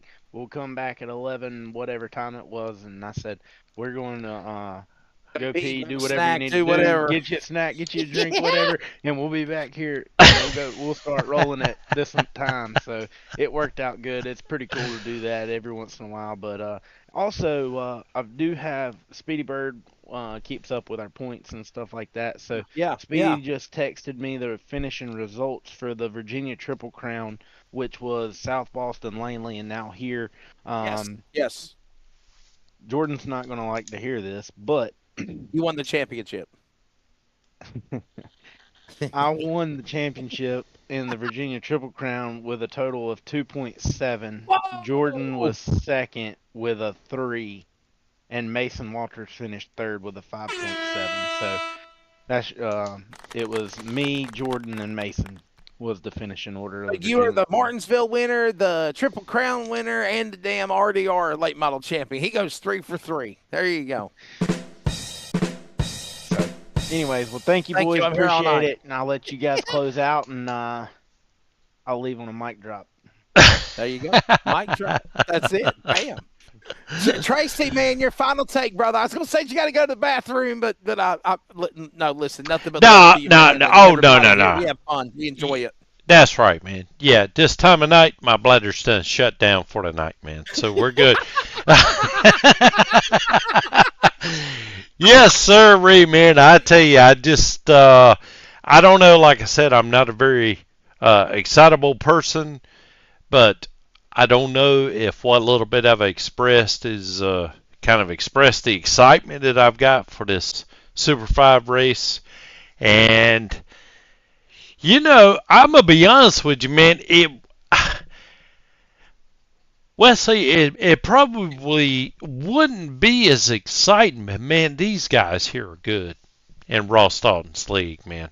I mean, they're very good. They're real racers in this group, and you can tell it. I just want to say this to our LFRL people, and I'm in no way taking sides here, but you better pack yourself a big lunch. Yes. When you go up against RDR. I'm not trying to let anybody be intimidated here, but I'm just saying I think these guys, you know, and we're not trying to make it a versus battle. We never wanted to do that. That's not our intention. But I think when you saddle up against these RDR guys, they're experienced. They drive race cars in real life. And I really, I don't want to say it's an advantage or under advantage, because I've seen some guys with no talent in a race car do well on iRacing. And what I mean by that is I think everybody's going to be on the same playing field here, Tracy. But with that being said, these guys are talented. They are. They are going to put on some really good racing. And if you ain't in their same level, they might move you out of the way. Well, the thing is that it doesn't normally translate is real world racing into iRacing, but these guys are doing the same thing in iRacing that you see every weekend throughout the short tracks around the southeast here. And it's like I told you several times already, man. I'm impressed. I mean, these guys are good. It'll be a good one. Yeah, absolutely. Yeah, and I've done enough. What would you call it? I ain't gonna call it scouting, but I've seen enough of these races and know, man, we're gonna have our hands full here with the guys that we've got. I mean, we got some good guys, man, but these guys are good, you know. And anyway, I just hope being that a lot of these guys here are, you know, real racers, maybe they'll show up to the Thanksgiving Classic. We go down there every year, and I'd love to meet them as many as possible in person. That's absolutely. Right. Yeah. I know the Daltons will be there. I know the Daltons bring their cars, already are. So, Ryan, buddy, we got to let Tracy go to the bathroom. We got to get off the air, man. But yeah, Ryan's your final asleep. take of tonight. And, young man, it's been great not only working with you when you're on production at Wake County Speedway, what you've done with the community radio network, as well as my radio network with football and soccer and volleyball, but growing in announcing yourself, coming out of your shell, if you will. And thank you for being a part of this, and your final take of this league and what we got coming up, and where we go from here in December. Yeah, I mean, I think way when I you know first was broadcasting, you brought me on one of these Ross Dalton Racing League broadcasts, and you know I was so nervous to just even say a single word on live television, but you really got me out of my shell, and you know just calling all these races, you know the level of competition every week is incredible, and you know I just enjoy broadcasting and all of you at home listening to my craziness and all the craziness that happens every week. We certainly love it. We certainly love it. Well, ladies and gentlemen, a big congratulations to Ross Boo Boo Dalton, the Virginia Triple Crown iRacing RDR winner, the RDR Late Model E-Tour champion, and the winner of the Commonwealth Championship here at Martinsville. We'll be back at Martinsville. You heard it, Tracy. You heard it here, everybody. Coming up in 2 weeks. That will be on Sunday night, October the 5th. Sunday night, October the 5th, we will be back here with coverage of their big race for Martinsville. We might even see some new names for that big money race at Martinsville. He's done it every year for a while, and we look forward to bringing it to you. And, of course, as always, don't forget Leadfoot Racing League iRacing Late Model Tour before that race. That will be at 8 p.m. Eastern. Next week we are going to, I believe, North Wilkesboro Speedway is the finale. So, with that being said, congratulations, Ross Boo Boo Dalton, everybody, with the Ross Dalton Racing Driver Development Late Model Tour. Follow Leadfoot TV, LSRTV, and CRN on the world of social media, and get signed up soon for one of their big money races that they're going to be doing. Their special races, the Robbie Brewer Memorial, Martinsville, maybe the virtual Sobo race or the virtual, Myrtle Beach 400 back at traditional Myrtle Beach. Myrtle Beach Speedway's on iRacing, and then, of course, the Thanksgiving Classic. We look forward to bringing all of them. As always, for thanks everybody at LSRTV, Charles Wooten, Jeff Stabnow, the man behind, of course, Leadfoot TV, Mr. Tracy Brown, the Browns. Thank you to Landon Brown for joining us as driver analyst until he ran away. I don't know what happened. For the producer Tracy Brown. For Ryan Tomford, this is Wesley Outlet. Thanking you and yours for joining us. Congratulations, Ross. Hey, boo-boo. Boo-boo. Ross Boo-boo Dalton, champion of RDR. We'll see you in a few weeks at Martinsville here again for their big 300 lapper. Take care.